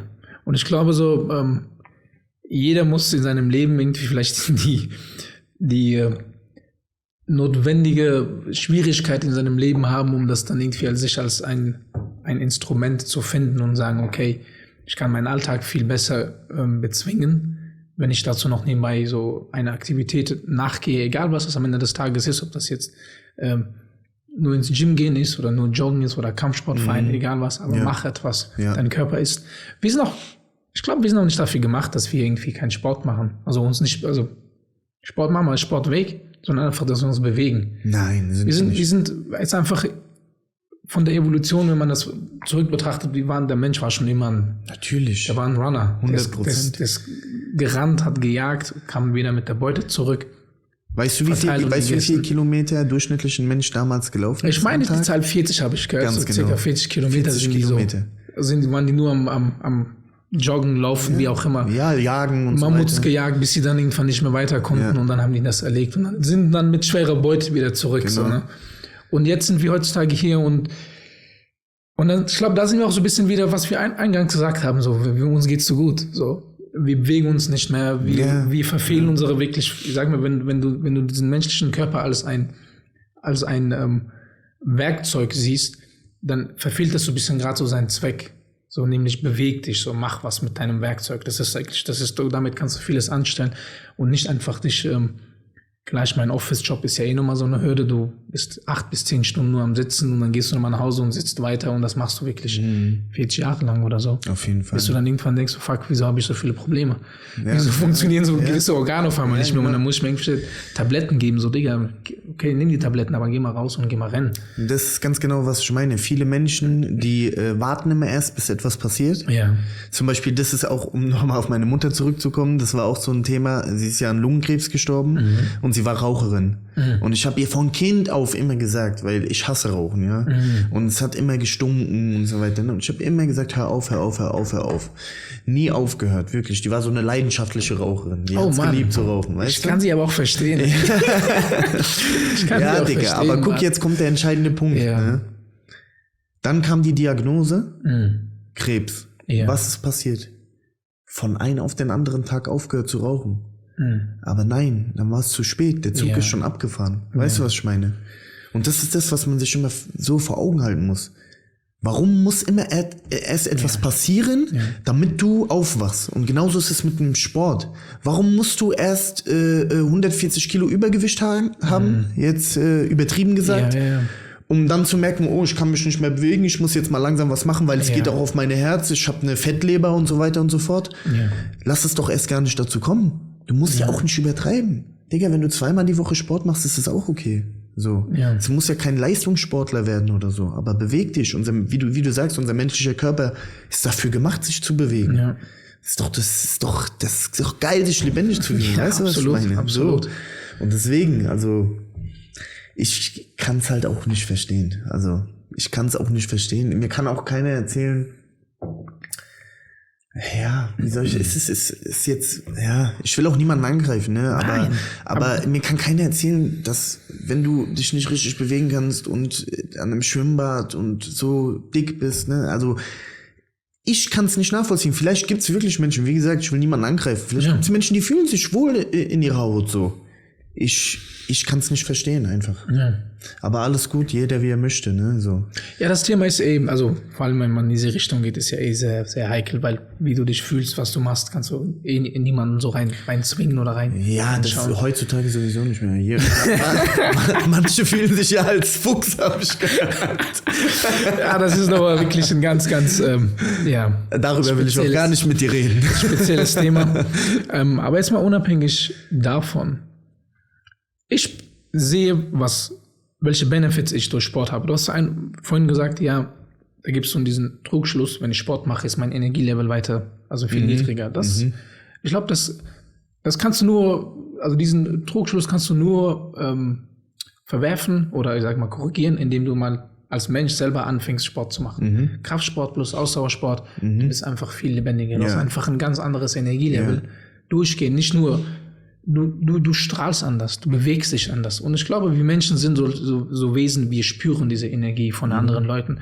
Und bis jetzt in meinem Leben ist mir keiner gekommen, der, sage ich mal, nicht durchtrainiert war, wo ich gesagt habe, boah, was eine krasse Energie der ausstrahlt. Nein. Es waren immer diejenigen, die Sport gemacht haben, die so eine gewisse Körperhaltung haben, nicht weil die das sich irgendwie in einem Korsett reinzwingen, sondern einfach, weil die Muskulatur einfach so da ist. Er ist stramm und der kommt mit so einer Aura und du siehst es und du denkst dir so, geil, Mann. Ganz genau. Feier ich, so weißt du? Jeder Mensch hat ja auch eine Aura, ne? Absolut. Das merkt man ja auch. Und weißt du, unser menschlicher Körper ist ja auch irgendwo ein Wunder. Weißt du, was ich meine? Unser Körper ist ein Wunder. So, ich weiß noch damals, ich war auch ein bisschen übergewichtiger damals und da habe ich mich auch im Fitnessstudio angemeldet und da war mein Ziel erstmal abnehmen. Das war mein einziges Ziel. Kein Muskelaufbau oder sonst. War erstmal nur abnehmen. Was habe ich gemacht? Ich habe mich erstmal mit den Themen auseinandergesetzt. Wie nimmt man also ganz schnell ab, ne? So, weil es sollte halt schnell gehen. Dann bist du auf das Thema Ernährung gestoßen. Ja. Und es war dann so krass zu sehen, wenn du dich dann mit dem Thema auseinandersetzt, Ernährung zum Beispiel. Wenn du etwas isst, du weißt, ey, das Lachs oder das Hähnchen oder das Brokkoli, das hat so und so viel Eiweiß, das hat Avocado, hat gute Fette, das hat Omega-3, das macht das mit dir, Bananen geben dir gute Kohlenhydrate und so weiter und so fort, ne? Ja. Und wenn du das alles weißt, was dir für was gut tut, das ist ein geiles Gefühl, allein beim Essen, du isst viel bewusster. Absolut. Das ist richtig geil, wenn du dann was isst und du weißt ganz genau, okay, das ist jetzt gut für meinen Muskelaufbau, das ist jetzt gut für meinen Schlaf, das ist jetzt gut und so weiter, ne? Das ist mega. Also, wie gesagt, es kann auch so zu einem Hobby werden irgendwie. Du weißt es bestimmt. Du hast vorhin gesagt, das ist Lifestyle. Also, das ist so ein essentieller Bestandteil deines Lebens. Genau. Und ich glaube, das Beste, was ich hier sagen kann, das habe ich mal von einem anderen Typen gehört, der hat immer gesagt, ich turne bis zur Urne. So. Und er meinte das auch so. Der war um die 45, 50 oder so, topfit, hat seinen Sport gemacht. Warte mal, was? Ich turne bis zur Urne? Ja, ich turne bis zur Urne. Und das ist die Mentalität. So. Du machst einfach, bis du irgendwann dann stirbst und dann war's das. Klar. Mit 70 bringt dir dein Sport auch nicht so viel, aber ich glaube, die Lebensqualität eines 70-Jährigen, der turnt oder Sport macht und von einem, der das nicht macht, das muss man jetzt miteinander vergleichen. Aber ich kann dir jetzt meine Hand ins Feuer legen und sagen, derjenige, der Sport macht, dem geht's einfach besser. Er kann seinen Alltag anders bewältigen, anders durchleben, als jemand, der das nicht macht. Und ich glaube, durchschnittlich lebt der Sportler auch länger. Also ich will jetzt nicht eine Zahl sagen, wie viel länger, aber durchschnittlich lebt ein Sportler auf jeden Fall länger. Und hat ein glücklicheres Leben einfach. Also 100%. Also wie viel Endorphine schüttet denn der Körper aus? Du kennst es selber. Wie geil ist es, wenn du eine geile Laufeinheit in der schön 10 Kilometer joggen mit geiler Musik und danach kommst du heim, gehst unter die Dusche und isst was Geiles. So, und jetzt gehst du mit diesem Energielevel irgendwas erledigen, egal was das ist. Mega. Du gehst entweder auf die Arbeit oder du hast jetzt ein Date mit einem Mädel oder wie auch immer. Du gehst so in die... Genau. Da kannst du nur einfach so, hier, nimm meine gewinnen. Du kannst nur gewinnen. Ja. Weil das Schwerste, und das ist so, für mich ist immer... Sport ist für mich das Wichtigste und für mich auch aber das Herausforderndste an einem Tag. Aber wenn ich das gemacht habe, wenn ich meinen Sport quasi bezwungen habe und das durchgezogen habe, was? Arbeit ist dann schwer oder was? Ich gehe da rein und setze mich hin und mache meinen Stuff. Eben. Einkaufen, erzähl mir, irgendwelche Telefonate führen, irgendwelche Behördenkram, das ist nur noch zweitrangig, weil den Endgegner habe ich schon am Anfang bezwungen, nämlich mich selbst, meinen inneren Schweinehund. Genau. Der Rest ist nur noch Pillepalle. Genau. Und so ist es jedes Mal. Ich gehe Sport, komm wieder zurück. Alles irgendwie, komplettes Denken hat sich verändert. Du bist irgendwie vielleicht ein bisschen leicht demotiviert, bist ja irgendwie, keine Ahnung, der Tag ist ein bisschen so. Geh mal rennen. Jetzt machst du mir voll das schlechte Gewissen, dass ich nicht alles gebe beim Sport, weil du sagst, das ist dein Endgegner. Für mich muss ich sagen, ich denke da ein bisschen anders. Weil für mich ist es so... Das ist das, worauf ich mich am meisten freue am Tag. Ich glaube, jeder nimmt das so anders. An manchen Tagen ist es so, da freue ich mich drauf. Aber an manchen Tagen, wo ich weiß jetzt beispielsweise, heute steht bei mir Sport an. Klar. Ich war gestern ein bisschen unterwegs gewesen, habe ein paar Bierchen gepitcht. Und ich denke die ganze Zeit so, da ist noch etwas, was gemacht werden muss. Und heute ist es für mich so ein bisschen mein Endgegner. Weil ich muss mich jetzt, wenn das Ganze jetzt vorbei ist, mich umziehen und dann gehe ich raus und ich habe auch, weil ich das laut meinem Plan ist heute so ein bisschen härter. Und dann denke ich mir so, okay, geil. Es ist so ein kleiner, eine Überwindung brauche ich. Weil da kam heute auch so ein Gedanke so, Heute machst du vielleicht nicht. Dann dachte ich mir so, nein. Nein, niemals. Nein. Keine Option. Das ist keine Option. Aber das war für mich ist das heute ist es für mich so ein kleiner Gegner. Und an manchen Tagen ist das ein Riesengegner, der so sagt, so heute bumse ich dich. Und ich so, nein, Digga, ich komm mit. Aber das ist ein guter Punkt, den du gerade ansprichst, zum Beispiel mit, da kommt dieser Gedanke, nicht zu gehen. Ja. Das habe ich auch schon vielen gesagt. Ich habe noch nie jemanden getroffen, der irgendwie einen Kampf hatte mit seinem inneren Schweinehund. Ja. Der dann aber gegangen ist, also den Kampf gewonnen hat, der zum Sport gegangen ist. Ja. Ich habe noch nie jemanden gesehen, der gegangen ist und es danach bereut hat. Absolut. Noch nie. Absolut. Also wenn du es gemacht hast, dann bist du danach froh und glücklich. Und das sind meistens, nach meiner Erfahrung, die besten Sessions. Ja, 100%. Das sind die besten Sessions, und vor allem, wenn das vorbei ist, ich weiß es von früher, wenn dann Sport fertig war, da kommt immer der Gedanke, zum Glück habe ich das gemacht. Ja, auf jeden Fall. Was ein geiles Gefühl. Auf jeden Fall. Und dann bin ich vollkommen bei dir. Ja. Danach, nach so einer Diskussion oder so einem Ringen, wie auch immer, gibt's keine Reue. Da gibt's nur so geil. Und on top dazu, was Sport auch ein riesen, ich sag mal jetzt speziell für Jungs, sag mal für Männer, warum Sport so wichtig für Männer ist. Vor allem in einem Verein. Heutzutage ist es halt eben so, ich sehe das von meinen, was da also alles passiert. Die Familien sind so ein bisschen leider sehr labil.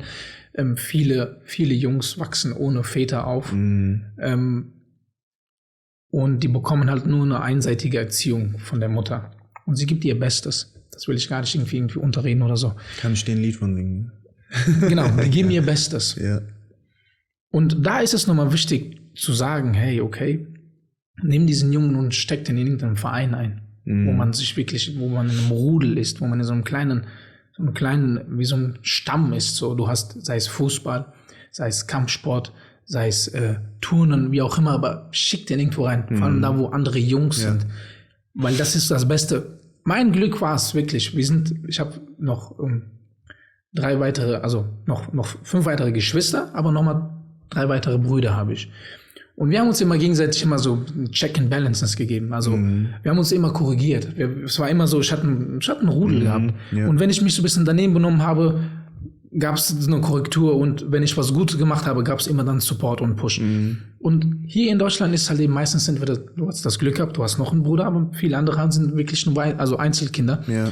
Oder vor allem als Junge, und da musst du melde dich irgendwo an, egal wo du dich mit anderen Jungs messen kannst. Und das beste Beispiel, was ich geben kann, ist, ich habe mich vor kurzem in einem Kampfsportverein angemeldet, und da war so ein Junge, den habe ich sofort gesehen, das ist ein 14-jähriger Junge. Ich glaube, ich will mich zu weit aus dem Fenster lehnen, ich glaube, der hat keinen Vater, aus welchem Grund auch immer, getrennt, verstorben, wie auch immer. Zum einen, weil, als er sich angemeldet hat, seine Mutter war da dachte ich mir so, okay. Und vor allem sein Verhalten ist sehr reserviert, er ist sehr schüchtern, er ist sehr, sehr extrem unsicher. Und ich habe ihm gesehen, dachte ich mir so, Digga, wenn du das durchstehst, das war die beste Entscheidung deines Lebens, weil hier lernst du. Du hast da wirklich, ich mit meinen 32 Jahren, dann gibt's noch 40-jährige Männer, dann gibt's noch andere Jungs, mit denen du dich immer messen kannst, und du kannst sehr viel lernen. Du kriegst von allen Seiten dieses sozial-gesellschaftliche Input, was dir so, sag ich mal, alleine zu Hause und in der Schule komplett fehlt. Und jetzt sind das ungefähr 3 Monate vergangen. Und sein Verhalten hat sich verändert. Der Junge ist viel selbstbewusster, der gibt mir die Hand und sagt, na, wie geht's dir? Und wir reden. Und davor war der mega schüchtern, so, du hast nicht mal seinen Mund aufgekriegt, seine Hand war labbrig. Ja. Und seine Aura, seine Körperhaltung, alles hat sich verändert. Und das waren jetzt nur 3 Monate Kampfsport. Unabhängig mal von Kampf. Aber schön, sowas zu sehen. Ne? Ja, und das ist mega schön. Und das ist nochmal, wo ich mir denke, okay, mach das. Meld dich an. Und das ist wieder Thema Sport. Geh hinein raus. Und Sport natürlich in Kombination mit andere, ich sag mal, Männer einfach. Als Junge brauchst du das. Ich hab's als Junge gebraucht. Zu der Zeit, wenn ich, glaube ich, die Eier gehabt hätte, ich habe versucht, mich irgendwo anzumelden, aber ich war da irgendwie viel zu feige, bin immer wieder raus, habe gesagt, nee, das ist nichts für mich. Ich habe mich halt einfach Schiss davor. Aber der hat's durchgezogen und ich sehe die Benefits und er spürt die selber auch. Und das ist das, was ich schon nochmal sagen kann, hey, Sport, auf jeden Fall. Und wenn du die Möglichkeit hast, in einem Club zu gehen, in einem Verein, mach das. Du lernst von allen Generationen, nur das Beste nimmst du mit. 100%. Ich spiele ja auch schon, seitdem ich ein Kind bin, Fußball. Auch früh gelernt, wie es ist, in einem Team zu agieren. auf jeden Fall, es gibt dir so viele Benefits mit für dein Leben. Gerade ein Team zu sein, ist ja auch zum Beispiel in der Partnerschaft sehr, sehr wichtig, dass man da auf jeden Fall ein Team ist. Und ja, hat mir bis jetzt auch sehr gut weitergeholfen. Ich meine, 11,5 Jahre in der heutigen Zeit ist ja schon eine Hausnummer, ne? Sage ich mal. Also da kann man schon stolz drauf sein. Aber ich hoffe, dass es weitergeht. Ja. Du hast vorhin, ist mir noch so ein, was du vorhin gesagt hast, du würdest dich noch nicht als einen Mann bezeichnen, weil da fehlt noch so ein bisschen was, egal was es am Ende des Tages ist. Da würde mich mal einfach interessieren, so, okay, was ist das? Was ist für dich ein Mann? Yeah. Weil, zumal du auch, als du dich mit deinem leiblichen Papa getroffen hast du gesagt, ja, das war ein bisschen für dich enttäuschend. Das heißt, du hast ein gewisses Bild von einem Mann oder von einem Vater. Ja. Was ist das? Digga, ich muss ganz kurz auf Toilette. Einfach da raus, Tür raus und dann rechts durch, Mann. Und weiter geht's. Ja, das finde ich cool, dass du das so sagst. Auf Klo gehen. Anfangs war bei mir so, dass, wenn ich auf ein Podcast-Gerät und dann irgendwann musste ich, weil ja auch die ersten Folgen und so, war immer aufgeregt, bei Aufregung ist immer, man muss aufs Klo. Und da habe ich das so, dachte ich mir so, nein, ich kann doch nicht aufs Klo gehen. Und das hat aber dann die Folge gehabt, dass ich mich nur noch so ich hab Druck, Digga, ich hab Druck. Und dann konnte ich mich gar nicht mehr aufs Gespräch konzentrieren. Deswegen, das hätte ich auch eingangs eigentlich auch sagen sollen. So, hey, Digga, jederzeit, sag Bescheid. Also ich bin erstmal null aufgeregt, wirklich. Also gar nicht. Unabhängig jetzt wegen Aufregung, sondern wenn du Notdurft aber ich musste gerade übertrieben trinken. Ich trinke sehr viel Wasser am Tag und so, ne? Du weißt ja, wie es ist. Da muss man auch sehr oft seine Blase entleeren. Sehr gut. Die Frage, was war die Frage mit? Was ist für dich das Bild eines Mannes so? Du hast gesagt, ein Mann bist du noch nicht.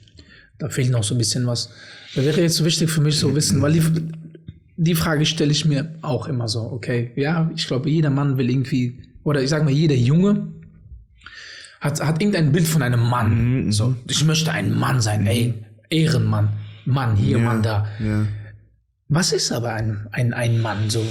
Was ist dieses Ideal, wo man sagt, okay, das hat man irgendwie in seinem Kopf und danach will man so zugreifen und das strebt man an. Und da wäre interessant für mich jetzt zu wissen, okay, was ist für dich so ein Ehrenmann? Also ich glaube, grundsätzlich hat sich das Männerbild sowie auch das Frauenbild in den letzten paar Jahren extrem verändert. Ja. Und ich glaube tatsächlich, dass es auch irgendwo Ansichtssache ist. Ne? Jeder hat einen anderen Blickwinkel auf was muss ein Mann sein, wie muss ein Mann sein, wie muss eine Frau sein und so weiter.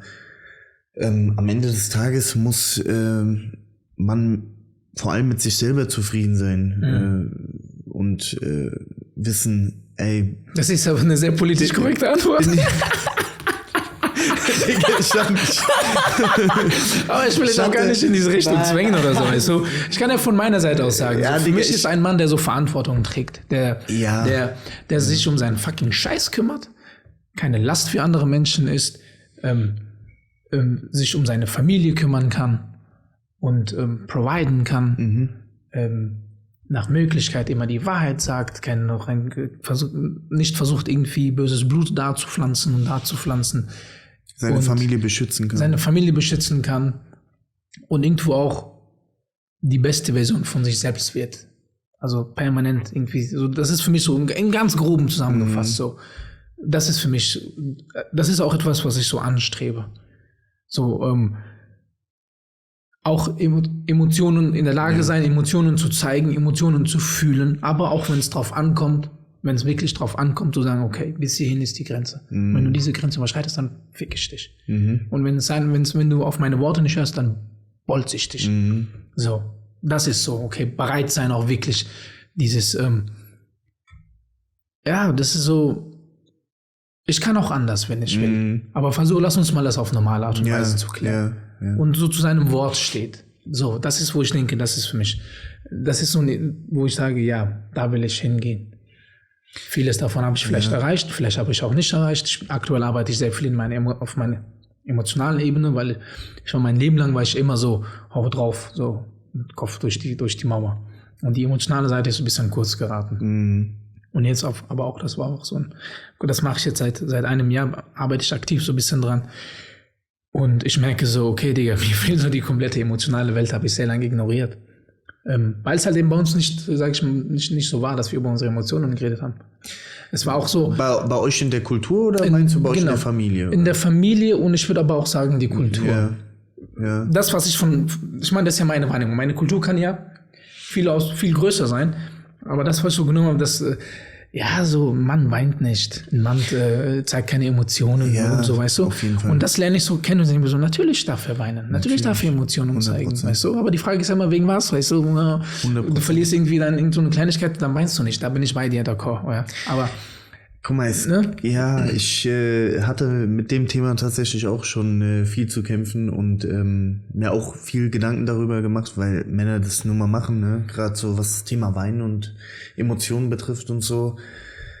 Aber auch hier muss ich sagen, ne, auch wieder Mama gestorben und so, ne. Zum Beispiel an dem Tag, an dem meine Mutter gestorben ist, hatte ich ein Spiel mit meiner Fußballmannschaft. Ja.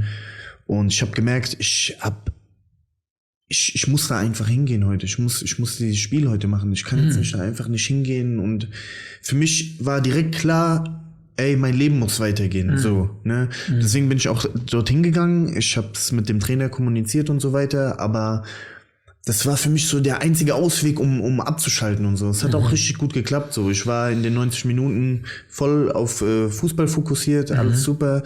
Und als der Schiri dann abgepfiffen hat, bin ich in Tränen ausgebrochen auf dem Platz und alle haben das gesehen, aber nicht jeder wusste ja, was los ist, ne? Also das wusste ja keiner und in dem Moment hat's mich überkommen und ich habe gar nicht darüber nachgedacht, wie jetzt mich jemand sieht oder so, ne? Es war mir so scheißegal. Und seitdem muss ich sagen, es ist mir auch heute scheißegal. Also, weißt du, wenn mich etwas irgendwie emotional berührt, so dass mein Körper dafür sorgt, dass mir die Tränen kommen, dann ist es eine natürliche Sache. So.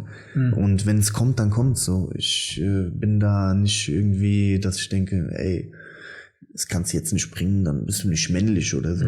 Was ist das für ein Scheißgelaber? Ja. Also. Ja, aber das ist, ich glaube, viele denken so. Sehr viele. Auf jeden Fall. Ich für meinen größten Teil war genauso. Sehr lange Zeit habe ich gesagt, auf keinen Fall. Also irgendwann da ist irgend so eine Situation passiert, in der Schule habe ich mal geweint und dann, das war in der vierten Klasse. Das ist aber auch nochmal was anderes. Das ist nochmal was anderes, aber da ist halt eben, in diesem Zusammenhang ist halt eben, klar, da wirst du so ein bisschen ausgelacht fürs Weinen oder du stößt auf Unverständnis. Und da habe ich mir dann geschworen, ich werde nie wieder weinen. Und ja, wirklich. Und dann habe ich diesen Versprechen auch durchgezogen. Okay. Und dann egal was war, sage ich werde nie wieder weinen. Das ist Schwäche, auf keinen Fall werde ich weinen. Und du musst dir vorstellen, wenn jetzt, sage ich mal, ich meine, wie Menschen sind, wie du schon sagtest, ist erstmal ein Wunder. Und zweitens, wir sind sehr, sehr emotionale Wesen. Und jetzt überleg mal jetzt so jemand wie ich, der jetzt knapp über 15, 16 Jahre hat er diese Emotionen komplett verdrängt, weggedrückt. Was glaubst du, was da an Emotionen verarbeitet werden wollen? Auf jeden Fall. Weißt du? Und jetzt bin ich aktuell einfach wie weil ich die Emotionen zulasse, so ist für mich eine neue Welt, wo ich denke so, wow, was passiert hier gerade? Und ich kann wieder so vieles durchleben, was ich ignoriert und verdrängt habe, ich gebe denen jetzt einen Raum, damit die leben können und sagen, hey, geh raus. Und ich glaube, das ist auch ein Prozess zum Mann werden, dass du wirklich alle Emotionen, die du hast, Wut, Trauer, Freude, dass du die auch durchlebst, weil nur dann kriegst du auch diese emotionale Reife, weil ansonsten hast du unverarbeitete Emotionen, die hast du nicht durchlebt, die sind immer noch in diesem 4-Jährigen oder in diesem 16-Jährigen, 13-Jährigen immer noch in dem Zustand verblieben. Der entwickelt sich nicht weiter. 100%. Und dem musst du Raum geben. Und nur dann kannst du auch wirklich weitergehen. Du entwickelst dich auf zwischenmenschlicher Ebene auch so weiter, wenn du Emotionen zulässt. Und zum Beispiel, wenn du ernsthaft daran interessiert bist, eine Frau kennenzulernen, mit der du eine gemeinsame Zukunft aufbauen möchtest, dann musst du Emotionen zulassen. Also das ist auch nochmal der zweite Knackpunkt, aber da wollte ich auch noch kommen. Ich glaube, sorry, ich habe dich unterbrochen. Ja, alles gut. Ich glaube, Frauen sind ja grundsätzlich viel emotionaler, weil die leben das viel mehr aus. Ja. Und dann kommt jetzt ein Mann, der aus welchem Grund auch immer, lebt das nicht aus. Und dann gehen die jetzt in eine Partnerschaft, in eine Beziehung oder in eine Ehe rein. Das kann doch nicht funktionieren. wie willst du die Frau verstehen? Oder wie soll sie dich verstehen? Wenn da nicht über Emotionen kommuniziert wird. Du kannst über Worte sehr viele sagen, aber manchmal brauchst du nicht viel sagen, sondern versuch sie zu fühlen. Ja. Ne? Aber guck mal, zum Beispiel, wir sind, wie gesagt, seit 11,5 Jahren zusammen und mit 21 sind wir zusammen. Ach, wie krass, schon so lange. Und du entwickelst dich ja gemeinsam dann. Du bist ja, gemeinsam entwickelst du dich ja dann zu dem, was du heute bist. Ne? Also, und dadurch lernt man dann auch von dem anderen die Emotionen einzuschätzen und so weiter und so fort. Ne? Also, wie soll ich sagen, meine Frau und ich, wir verstehen uns blind. Weißt du, wie ich meine? So, man muss gar nicht mehr so viel reden, so. Man weiß schon, okay, ich verstehe schon, was er jetzt gerade von mir will und so weiter und umgekehrt. Ja. Also, das ist krass. Aber Emotionen, ey, es gibt nichts Schöneres auch im Leben, ne? So, ich meine, zum Beispiel Thema Joggen. Wenn ich jetzt joggen gehe und Musik höre, dann empfinde ich auch, also wenn das richtige Lied natürlich kommt, dann empfinde ich auch eine Emotion dabei.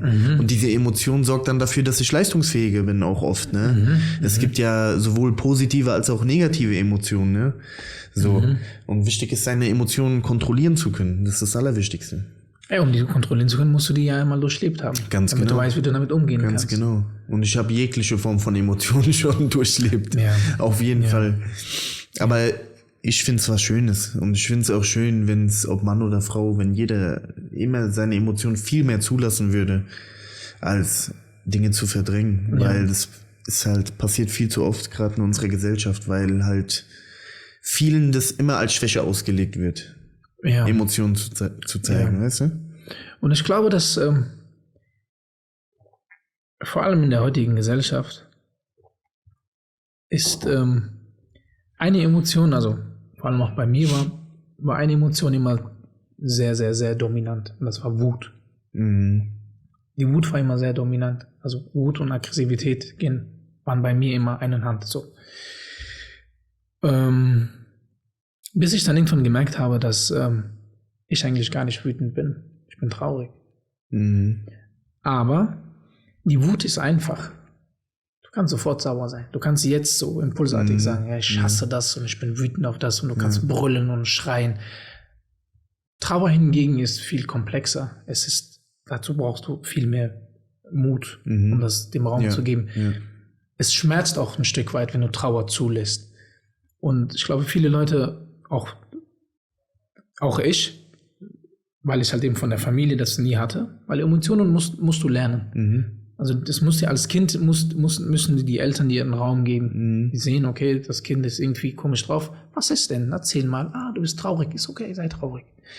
Und wenn du das nie gelernt hast, dann kennst du nur Wut, weil Wut siehst du überall. Geh mal jetzt raus auf der Straße. Du wirst sicherlich so vielen Leuten begegnen, die irgendwie so eine komische Grimasse ziehen oder kurz mal so dieses. Und das ist alles Wut. Das ist eine kleine Mini-Aggression. Und das lernst du viel mehr. Also die Gesellschaft bringt dir Wut viel eher bei, als dass du deine Trauer durchlebst oder Trauer zeigen darfst. Das ist wiederum eine Schwäche. Und was auch in der heutigen Zeit sehr viel passiert, du siehst sehr viele wütende Leute. Aber ich glaube, dahinter ist eigentlich, wie bei mir, das war so ein Stück weit, nicht nur ein Stück, so ein riesen Package an Trauer, was ich aber geblockt habe. Das darf nicht ausgelebt werden. Bis es dann rauskam, wo ich dann gemerkt habe, oh Digga, ich bin eigentlich von Grund auf kein wütender oder aggressiver Mensch. Ich bin einfach nur ein sehr trauriger Mensch, der aber jetzt anfängt mit der Trauer ein bisschen umzugehen und das einfach rauslässt. Und dadurch wird auf einmal alles viel einfacher. So. Ja. Es wird alles viel einfacher, es wird alles viel klarer und dann bist du auch entspannter. 100%. Und vor allem, keine Ahnung, du gehst auch glücklicher durchs Leben irgendwie. Weißt du, weil du gerade gesagt hast, Gesellschaft, du hast Gesellschaft angesprochen. Ja. Also ich bin so an so einem Punkt, ich weiß nicht, ich gebe so irgendwie auf die Gesellschaft, weißt du? Weiß nicht, wenn du immer mit der Gesellschaft gehst und so, ich weiß nicht, dann schwimmst du irgendwie mit so einem Strom und ich will da gar nicht mitschwimmen. Nein. Ich will gegen den Strom schwimmen, weißt du, was ich meine? Das ist viel, viel cooler irgendwie, weil die Gesellschaft hier gefällt mir gar nicht, muss ich ehrlich sagen. Also gerade die Leute hier und alles ist immer so, ja, so negativ. Alles ist immer so negativ, gerade in Deutschland, weißt du, was ich meine? Alle laufen immer mit so, wie du sagst, mit so einer negativen Aura rum. So. Und das, was ich am Anfang gesagt habe, weißt du, Reisen. Du gehst woanders hin, du guckst, die Menschen sind viel glücklicher.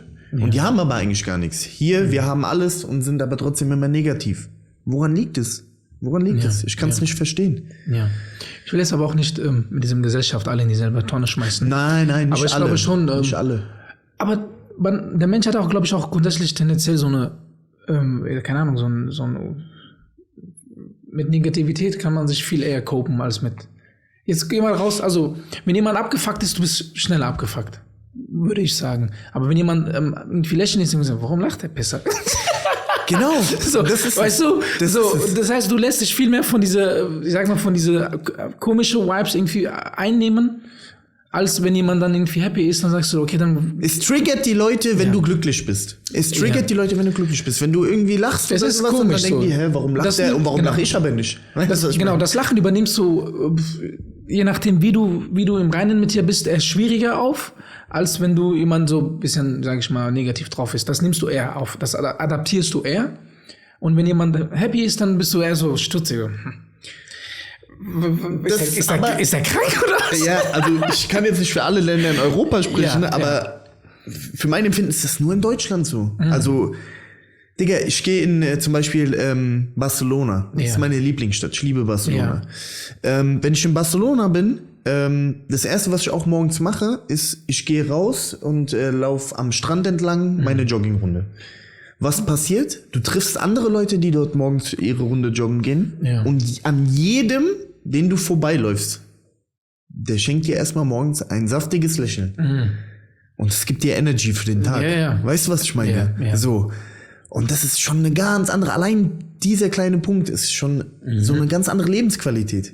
Das feiere ich einfach extrem. Und hier in Deutschland, du denkst dir dann immer, wenn du dort gewesen bist, du kommst zurück nach Deutschland, du versuchst es hier auch irgendwie einzubringen und so. Vergeudete Zeit, Bro. Ja, Digga. Weißt du, aber ich freue mich dann trotzdem immer mal wieder darüber, dass man dann trotzdem den ein oder anderen oder die ein oder andere Person findet, die so auf derselben Wave ist wie du. Jawohl. Und ich finde, das spürt man dann, das ist diese Energy, du weißt, was ich meine. Ja. So, man spürt es dann, okay, guck mal, der ist auch einer wie ich. So, der ist auch positiv und so weiter. Ne? Und das finde ich dann aber auch schön, wenn man diese Person dann findet. Aber ich würde es viel geiler finden, wenn alle so wären einfach. Absolut. Und ich glaube, und da sind wir wieder so ein bisschen, okay, wer ist in deinem Kreis so? Mit wem hängst du so ab?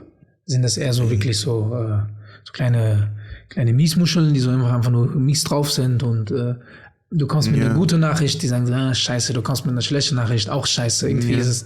Ich glaube, da muss man auch ein bisschen gucken, okay, von gewissen Leuten sollte man sich einfach distanzieren und so seinen Kreis pflegen und zwar bewusst sich seinen Kreis aussuchen und dann dort einfach sein.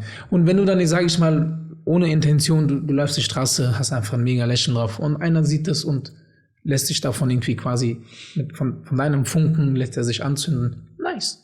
Aber das sollte nicht die Mission sein, dass du sagst, okay, dich will ich haben. Nein, hau ab. Nein. So, kümmere dich selber um deinen Scheiß. Entweder lachst du mit mir oder halt eben nicht. Genau. Also, ich bin ja nicht der Lachbeauftragte. Also weißt du, wie ich meine. Aber ich finde es immer wieder schön, wenn man jemanden mit seiner positiven Art, also wenn man das dann so merkt, okay, da ist jemand so und dann hat man diese Connection und dann man guckt sich an und man weiß ganz genau, genau. Wir sind so vom selben Schlag. Jawohl, weißt du, wie ich meine? Also das finde ich immer schön. Aber ja, es gibt halt Menschen, du weißt ja auch nie, weißt du, das, was meine Frau mir immer sagt, weißt du, ich bin dann oft mit meiner Frau unterwegs und dann sehe ich ihn und dann denke ich mir, was guckt der so doof und so weiter, weißt du, so was ist mit dem und dies und das, ich beschwere mich auch oft über andere Menschen, weißt du, und dann meine Frau holt mich dann immer runter und sagt dann zu mir, ey, komm mal runter, du weißt doch gar nicht, was derjenige gerade erlebt hat, weißt du? Jetzt, um den Teufel an die Wand zu malen, vielleicht ist irgendjemand gestorben, gestern, du weißt nicht. Du weißt nie, was in jedem gerade vorgeht. Jeder hat so seine Dinge mit sich am Laufen. Und deswegen kannst du auch nicht von jedem erwarten, ey, der ist vielleicht einfach, hat einen schlechten Tag, ist nicht gut drauf und deswegen einfach lass die Leute so, weißt du, lass jeden einfach so sein Leben machen, jeden sein Ding machen und guck einfach für dich selber, dass du einfach einen guten Vibe hast, gute Energy ausstrahlst, versuch so viel Leute wie möglich anzustecken, aber wenn es halt nicht so ist, dann ist es auch okay. So, am Ende musst du für dich einfach glücklich sein. So, das ist alles was zählt. Ja. Es ist auch gar nicht irgendwie einfach. Also für mich, weiß ich jetzt auch nicht, woran das immer so lag, aber ich war irgendwie immer so, Leute müssen so denken und fühlen wie ich. So, das war irgendwie so bei mir drin. Ich habe mich irgendwie wieder, was hast du vorhin gesagt, der gute Launenbeauftragter, so ähnlich. War so, ich wollte immer Leute sagen, ey, guck mal, mach so. Ich irgendwann für mich gesagt habe, so, Digga, warum? Woher kommt dieser Antrieb, irgendwie den Leuten irgendwie so zu sagen, mach das so oder so? Ist deine Art irgendwie besser oder was ist los mit dir? Und das war auch für mich ein Prozess, wirklich irgendwann so loszulassen und sagen so, ey, jedem das Seine, so, macht, was ihr wollt, wenn ihr glücklich seid, cool. Ja. Ich muss auf mich selber achten. Wie geht es mir gerade? Wie ist mein Energielevel? Was brauche ich, um meine Energie noch weiter in die Höhe zu treiben? Und wirklich auf sich selbst zu konzentrieren. Und wenn der eine oder andere sich dann dadurch irgendwie anstecken lässt, nice. Und wenn nicht, ist es nicht meine Mission. So. Ich bleib da, ich bleib hier.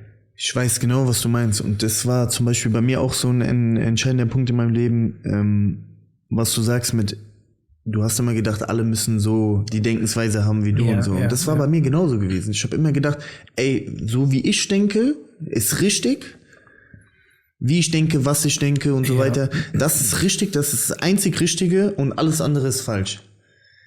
Aber nein, das ist nicht so. Jeder hat ja für sich seine Welt und man muss alles irgendwie akzeptieren. Und als ich zum Beispiel damals, vor 5 Jahren war das, glaube ich, jetzt mittlerweile gewesen, hat ein Kumpel mich zum ersten Mal mitgenommen auf ein Festival.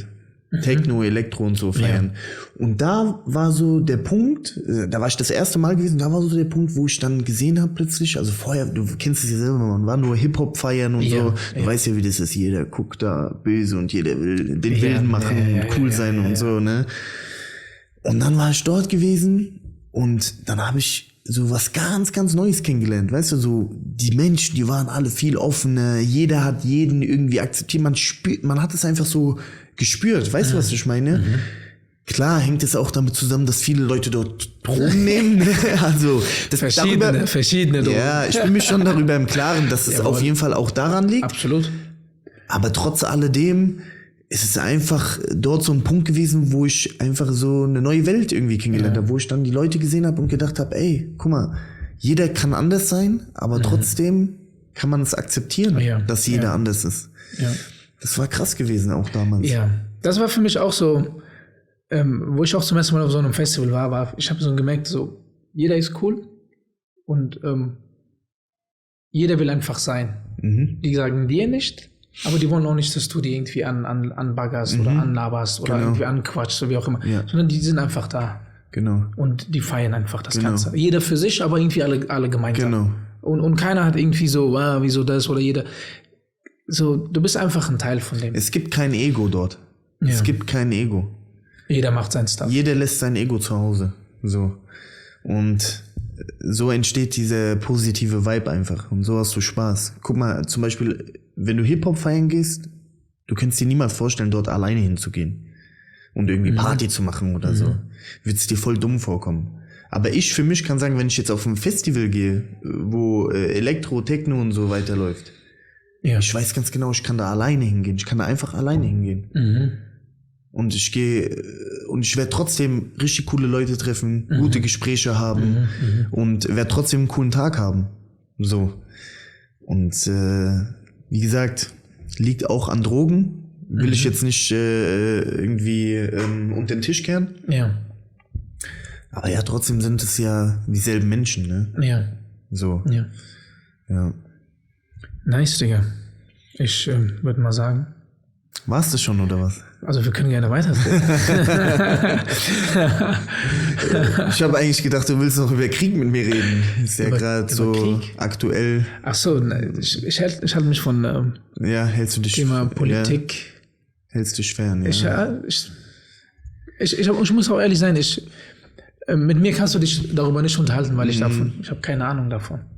Ja, ich habe null Ahnung davon. Ja, das Ding ist, um jetzt kurz auf die Thematik mit Palästina und Israel einzugehen,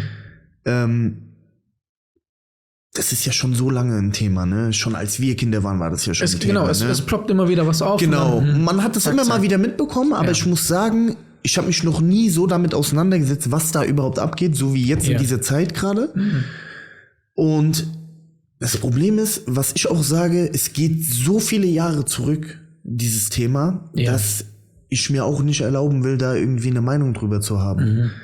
Ich finde einfach, das, was da passiert, ist nicht gut und sollte auf jeden Fall sofort unterbunden werden, weil da sterben einfach Menschen. So. Und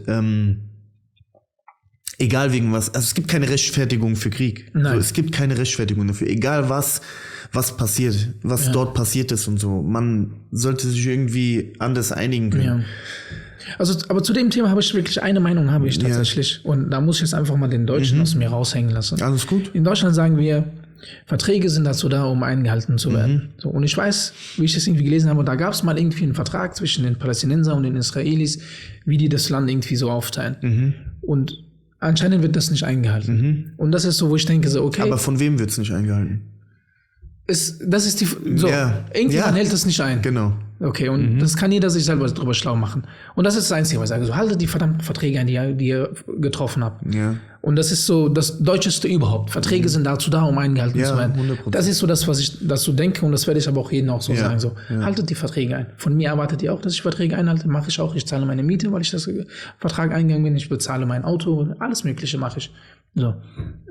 Und das ist so, was ich so sage. Hey, haltet die Verträge ein. Aber hast du auch so das Gefühl, dass ich weiß nicht, wir sind jetzt klar ein bisschen älter geworden, aber ich hatte noch nie so das Gefühl, wie jetzt gerade, ist es schon immer Scheiße passiert auf der Welt. Ich glaube, das war schon immer so. Ja, aber irgendwie jetzt momentan ist es so, es überkommt mich so, weißt du? Da ein Erdbeben, hier ein Erdbeben, da Krieg, da das und da das. Also es ist mittlerweile, es ist schon krass wirklich. Ich meine, man kann einfach mal die letzten 100 Jahre zurückgehen. Erster Weltkrieg, Zweiter Weltkrieg, dann die ganzen Dinger und jetzt auch, gehen wir die letzten 20, 30 Jahre einfach noch zurück. Ich glaube, das war schon immer so. Es ist wahrscheinlich auch Social Media geschuldet, dass wir quasi jetzt einfach mehr mitbekommen. So. Digga, und wir sind aktuell so die, sag ich mal, ich will nicht sagen Kaufkraft, aber wir sind so im Leben mit 30. So, wir sind sehr bewusst. Ja. Wir gucken und von vielen Sachen wir sind als Kind bist du zwar betroffen, aber du bist nicht der Hauptbetroffene. Yeah. Wenn sich da... es juckt dich nicht. Genau, es juckt dich nicht. Yeah. Hier wird gefurzt, hier verändert sich der Preis und deine Tasche wird ein bisschen leerer. Genau. Und das spürst du direkt. Und dann denkst du, okay, was ist denn los? Du gehst tanken, denkst du, was ist denn da passiert? Einkaufen. Ein Kind bekommt höchstens mit, es ist alles teurer geworden. Dann denkt so, oh Mann, meine Schokolade, ich will sie aber trotzdem haben.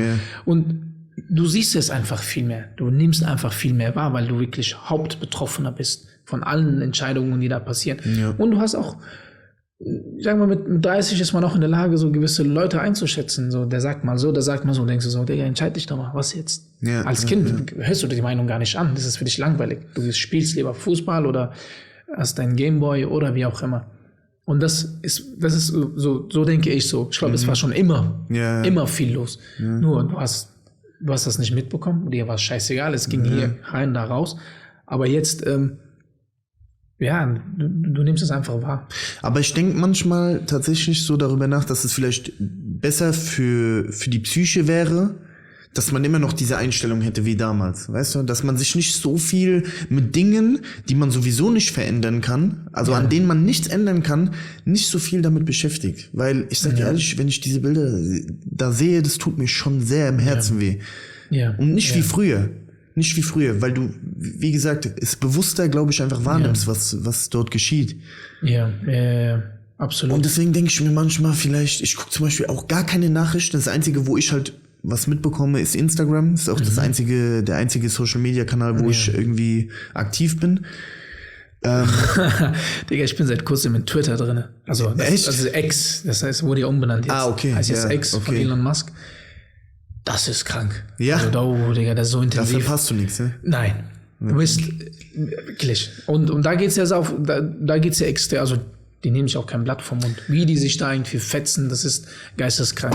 Dagegen ist Insta ein Witz. Ja, aber guck, da ist die Frage für mich, ist es nicht, guck, damals habe ich mich zum Beispiel, ich hatte Instagram und Facebook, das waren die zwei, die ich damals hatte. Dann habe ich damals irgendwann gemerkt, okay, du kommst nach Hause, du warst irgendwie 5 Stunden unterwegs und das Erste, was du machst, ist, du setzt dich erstmal hin und du kannst dich ja erinnern, damals war Facebook immer bis zu dem Punkt, wo du gescrollt hast und dann hast du aktualisiert und dann hast du erstmal gescrollt bis zu dem Punkt, wo du vorher warst. Jawohl. Und dann habe ich es gemerkt, dass ich erstmal nach Hause gekommen bin, erstmal 1 Stunde gescrollt habe, da habe ich gedacht, wie? 1 Stunde habe ich jetzt damit beschäftigt. Und irgendwann war dann der Punkt, wo ich gedacht habe, okay, es ist einfach too much, es ist zu viel, zu viel Infos für meinen Kopf, ich mache jetzt einen Cut. Dann habe ich mich von Facebook abgemeldet. Damals war Instagram auch noch nicht so, sag ich mal, aktiv, wie es jetzt ist. Also du hast über Insta nicht so viel mitbekommen. Damals war es ja nur Bilder und so weiter. Ja. Gut, dann war ich nur bei Insta jetzt jahrelang und so und das hat sich dann so weiterentwickelt und Insta hat mir voll Spaß gemacht. Also Insta war für mich so, mit Freunden Erlebnisse teilen und auch mal die ein oder andere lustige Situation irgendwie zu filmen, ne?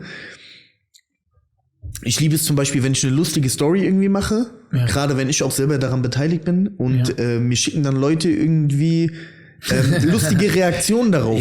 Das zeigt ja für mich, dass ich es geschafft habe, mindestens einmal am Tag jemanden ein Lächeln ins Gesicht zu zaubern. Das ist für mich, das freut mich einfach voll, weißt du? So, ich bringe generell gerne Leute zum Lachen. So, weil die lachen viel zu wenig. So, weißt du, was ich meine?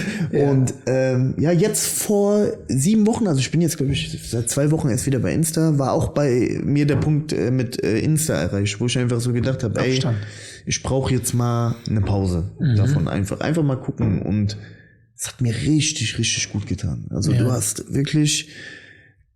einfach mehr Zeit gehabt. Einfach mehr Zeit für viel wichtigere Dinge. So, du guckst immer das Leben von anderen, du beschäftigst dich damit, du siehst so viel unnützes Zeug und im Endeffekt wiederholt sich ja alles wieder nur. Weißt du? Absolut. Du siehst einmal im Monat, wo der Hans-Peter in welchem Restaurant der essen geht. Ja. Und das wiederholt sich wieder. Okay, schon wieder ein Monat rum, der ist wieder in seiner Pizzeria. Du siehst da, einmal im Jahr geht der da Urlaub machen. Okay, da, das.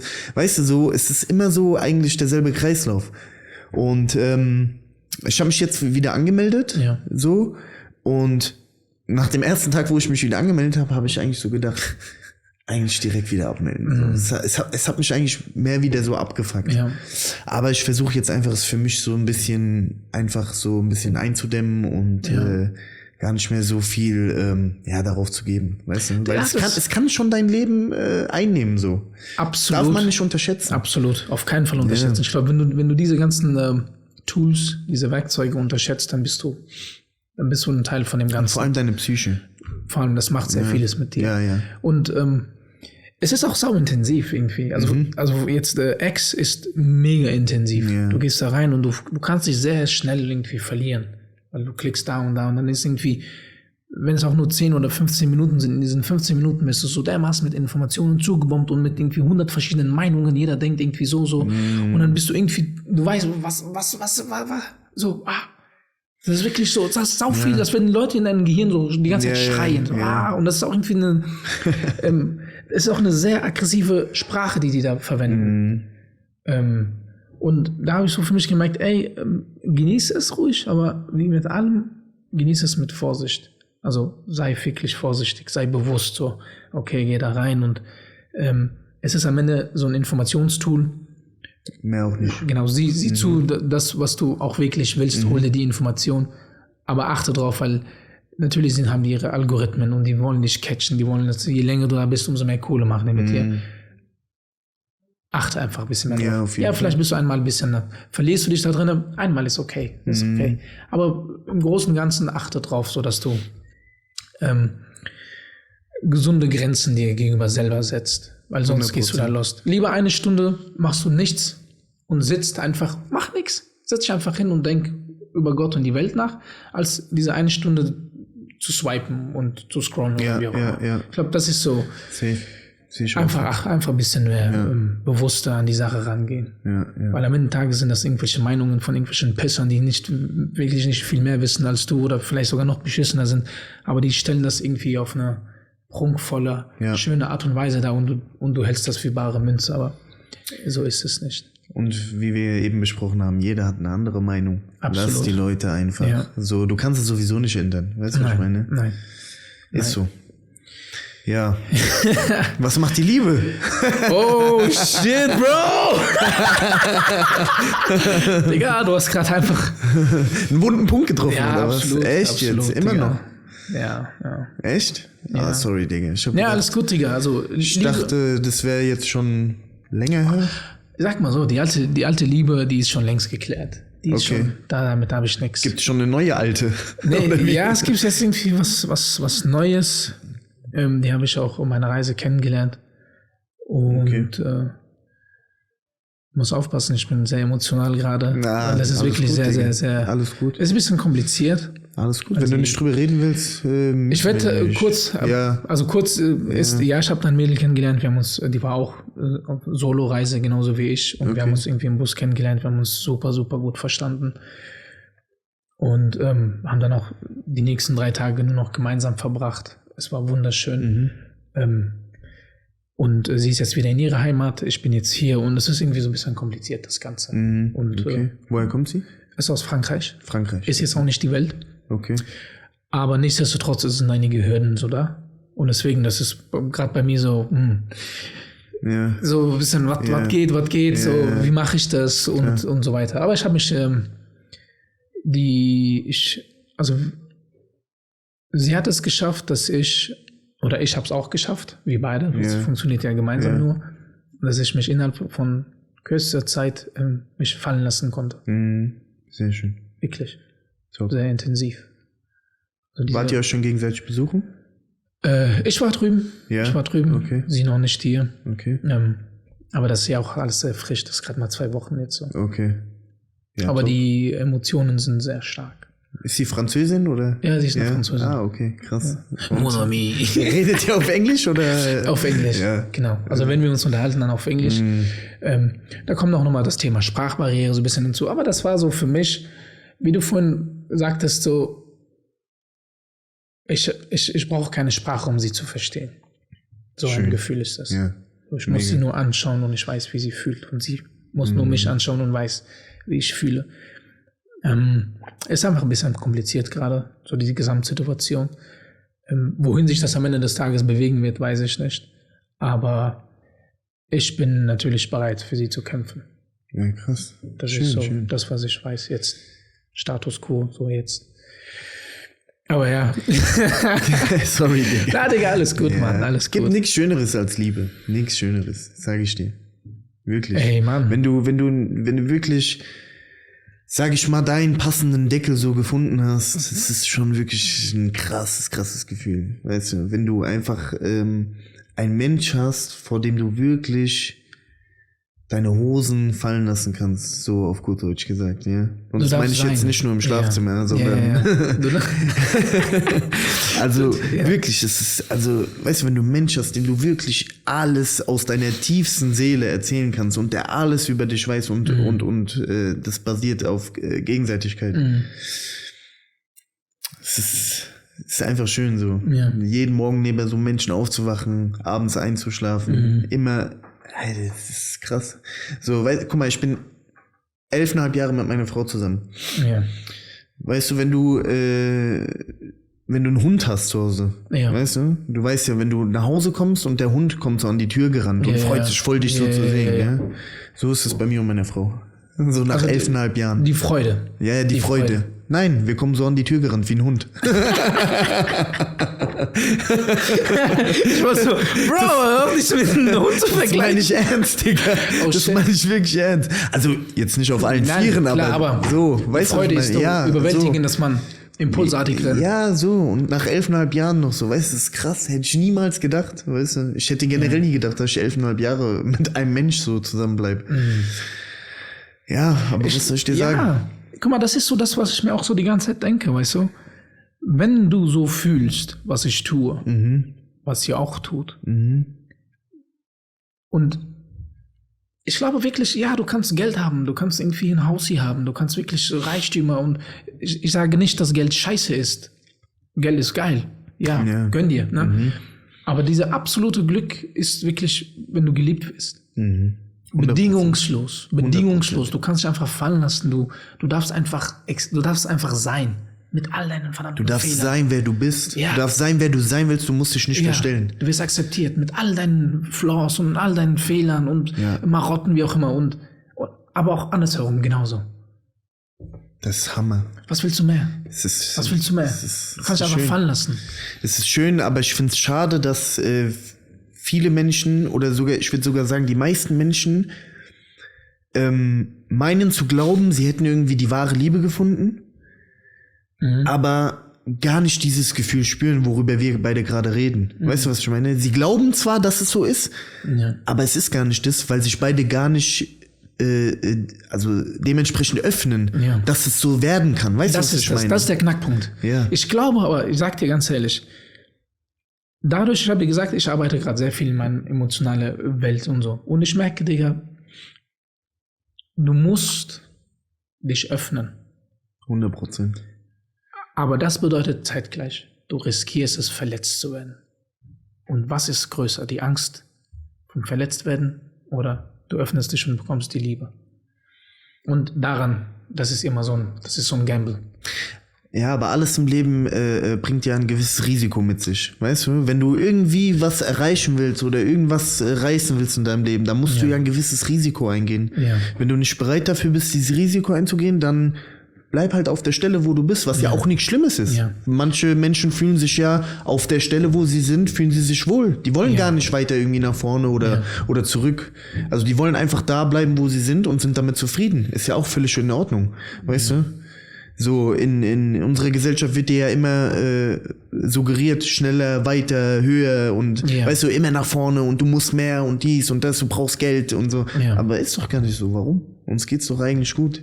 Ja. Weißt du? Und somit schließt sich der Kreis und wir kommen wieder am Anfang. Thema Dankbarkeit. Weißt du, was ich meine? Einfach dankbar sein und alles, was oben drauf kommt, ist okay, ist schön. Kannst du machen und so, musst du aber nicht. So. Ja. Halt dir immer vor Augen, ey, ich habe ein Dach über dem Kopf, ich habe ein warmes Bett und ich habe was zu essen und zu trinken im Kühlschrank. Und dieses sich öffnen. Ich muss nochmal da zurück, weil das ist einfach so, dass ich will das einfach loswerden.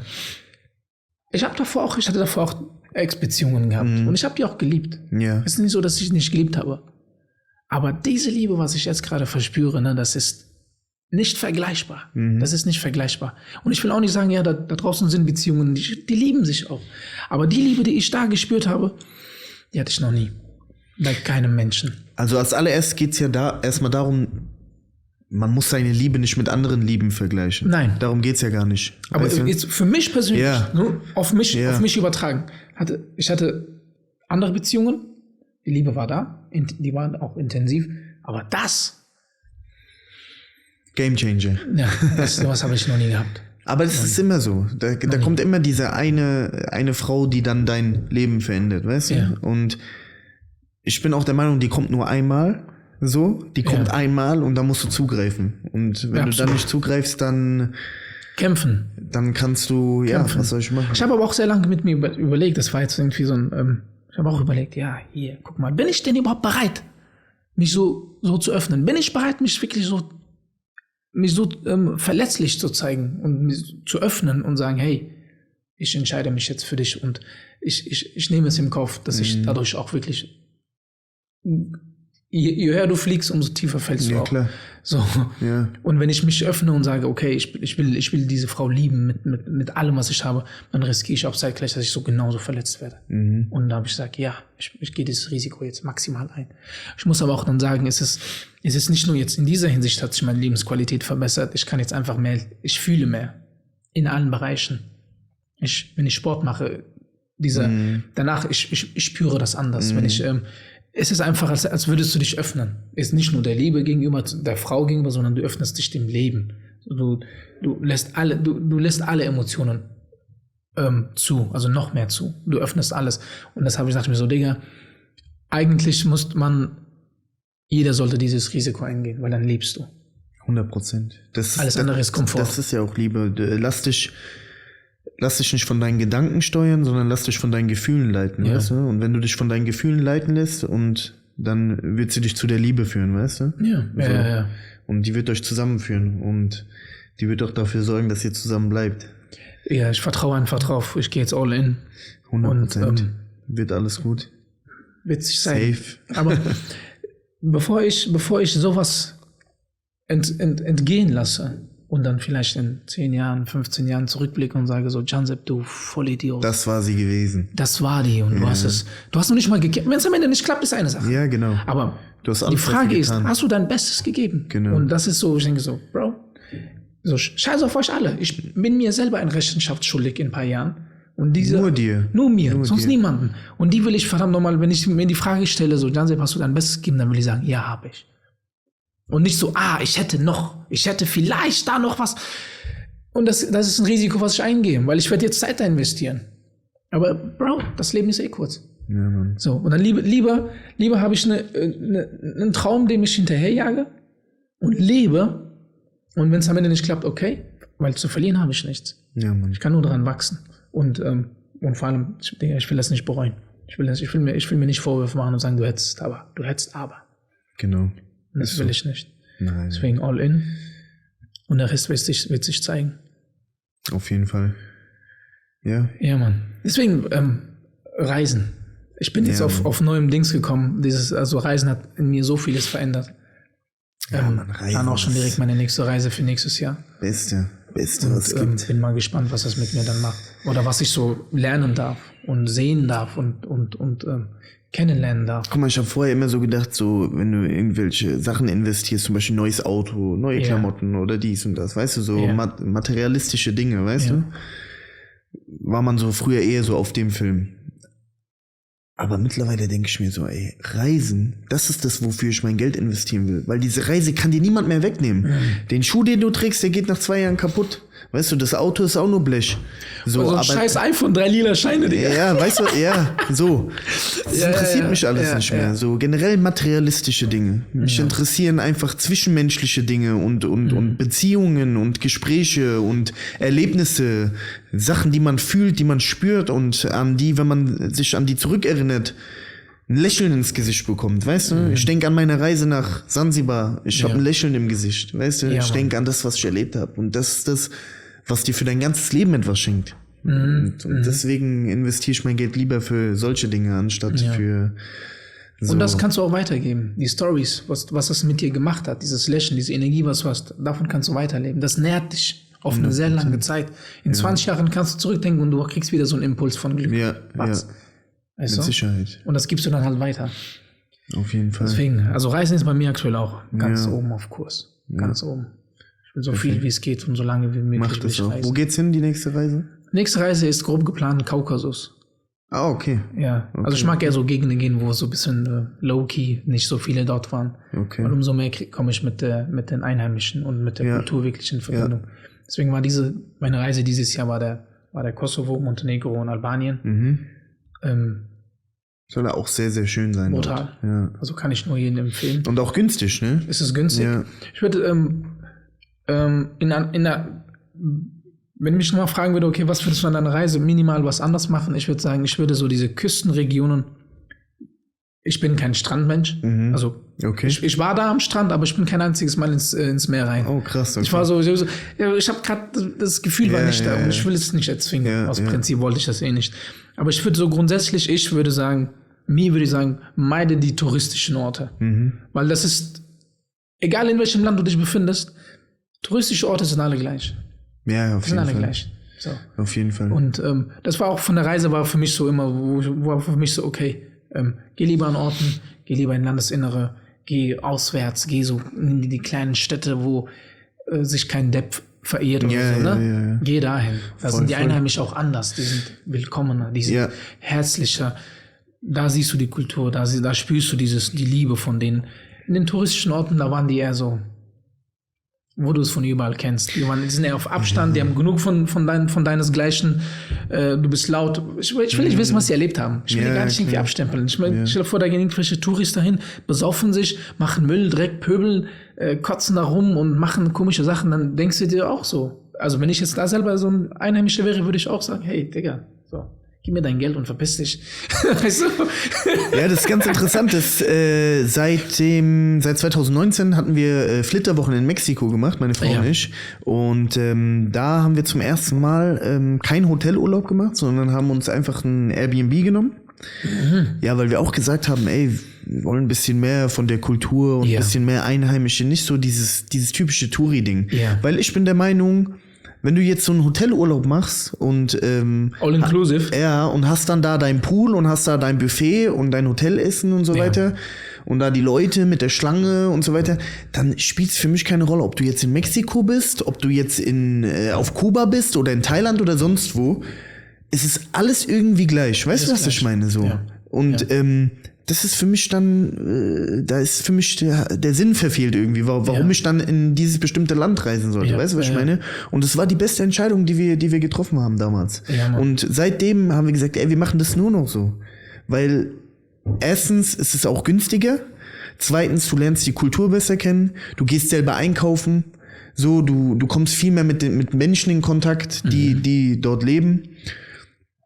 Ja, und keine Ahnung, ich brauch das generell. Ich brauche im Hotel einfach nur ein Dach über dem Kopf und einen Platz zum Schlafen und WLAN. Das ist das Einzige, was ich brauche. So. Ich bin sowieso nur draußen unterwegs. Ich gehe nur abends zum Schlafen ins Hotel. Ja, also ich brauche da kein Luxuszimmer oder sonst irgendwie was. Nein.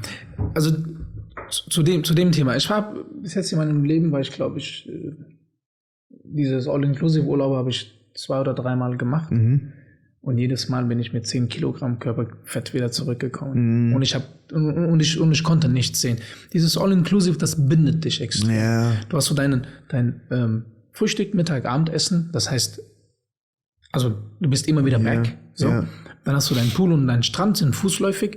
Und du bist, klar, es ist immer menschabhängig, wie bist du als Mensch drauf und wie planst du. Aber die meisten, die das machen, und so war ich auch einer von denen, war so für mich immer so, um 14 Uhr gibt's Essen, wir müssen da hingehen, okay? Ja. Wir haben dafür bezahlt. Ja. So, dann bist du um 14 Uhr da, schlabberst dich voll, zack, und dann gehst du wieder im Pool oder und legst dich hin und du bewegst dich null. Und das machst du 10 Tage lang. Okay? Kann man ja machen, wenn man der Typ dafür ist und man will das machen. Es gibt ja Leute, die machen das. Genau. So. Und daraus habe ich für mich gesagt so, nö. Das Einzige, was kommt, ist höchstens Frühstück. Werde ich da machen, aber den Rest will ich auswärts gehen, irgendwo hingehen. Genau. Und daraus ist nochmal etwas entstanden, wo ich sage, so Digga, ich will einfach in Hostels pennen, gib mir Airbnb. Ich brauche nur irgendwie, gib mir 4 Wände und ein Bett, wo ich schlafen kann, vielleicht nochmal ein bisschen Strom zum Aufladen und hin und her. Aber es war nur ein Track. Ich bin einfach nur in Bewegung. Eine Stadt nach der anderen. Ja. Öffentlichen gefahren, Scooter gemietet. War einfach richtig geil. Ja. Einfach so das Land irgendwie auf eine andere Art und Weise kennengelernt. Die Menschen anders kennengelernt.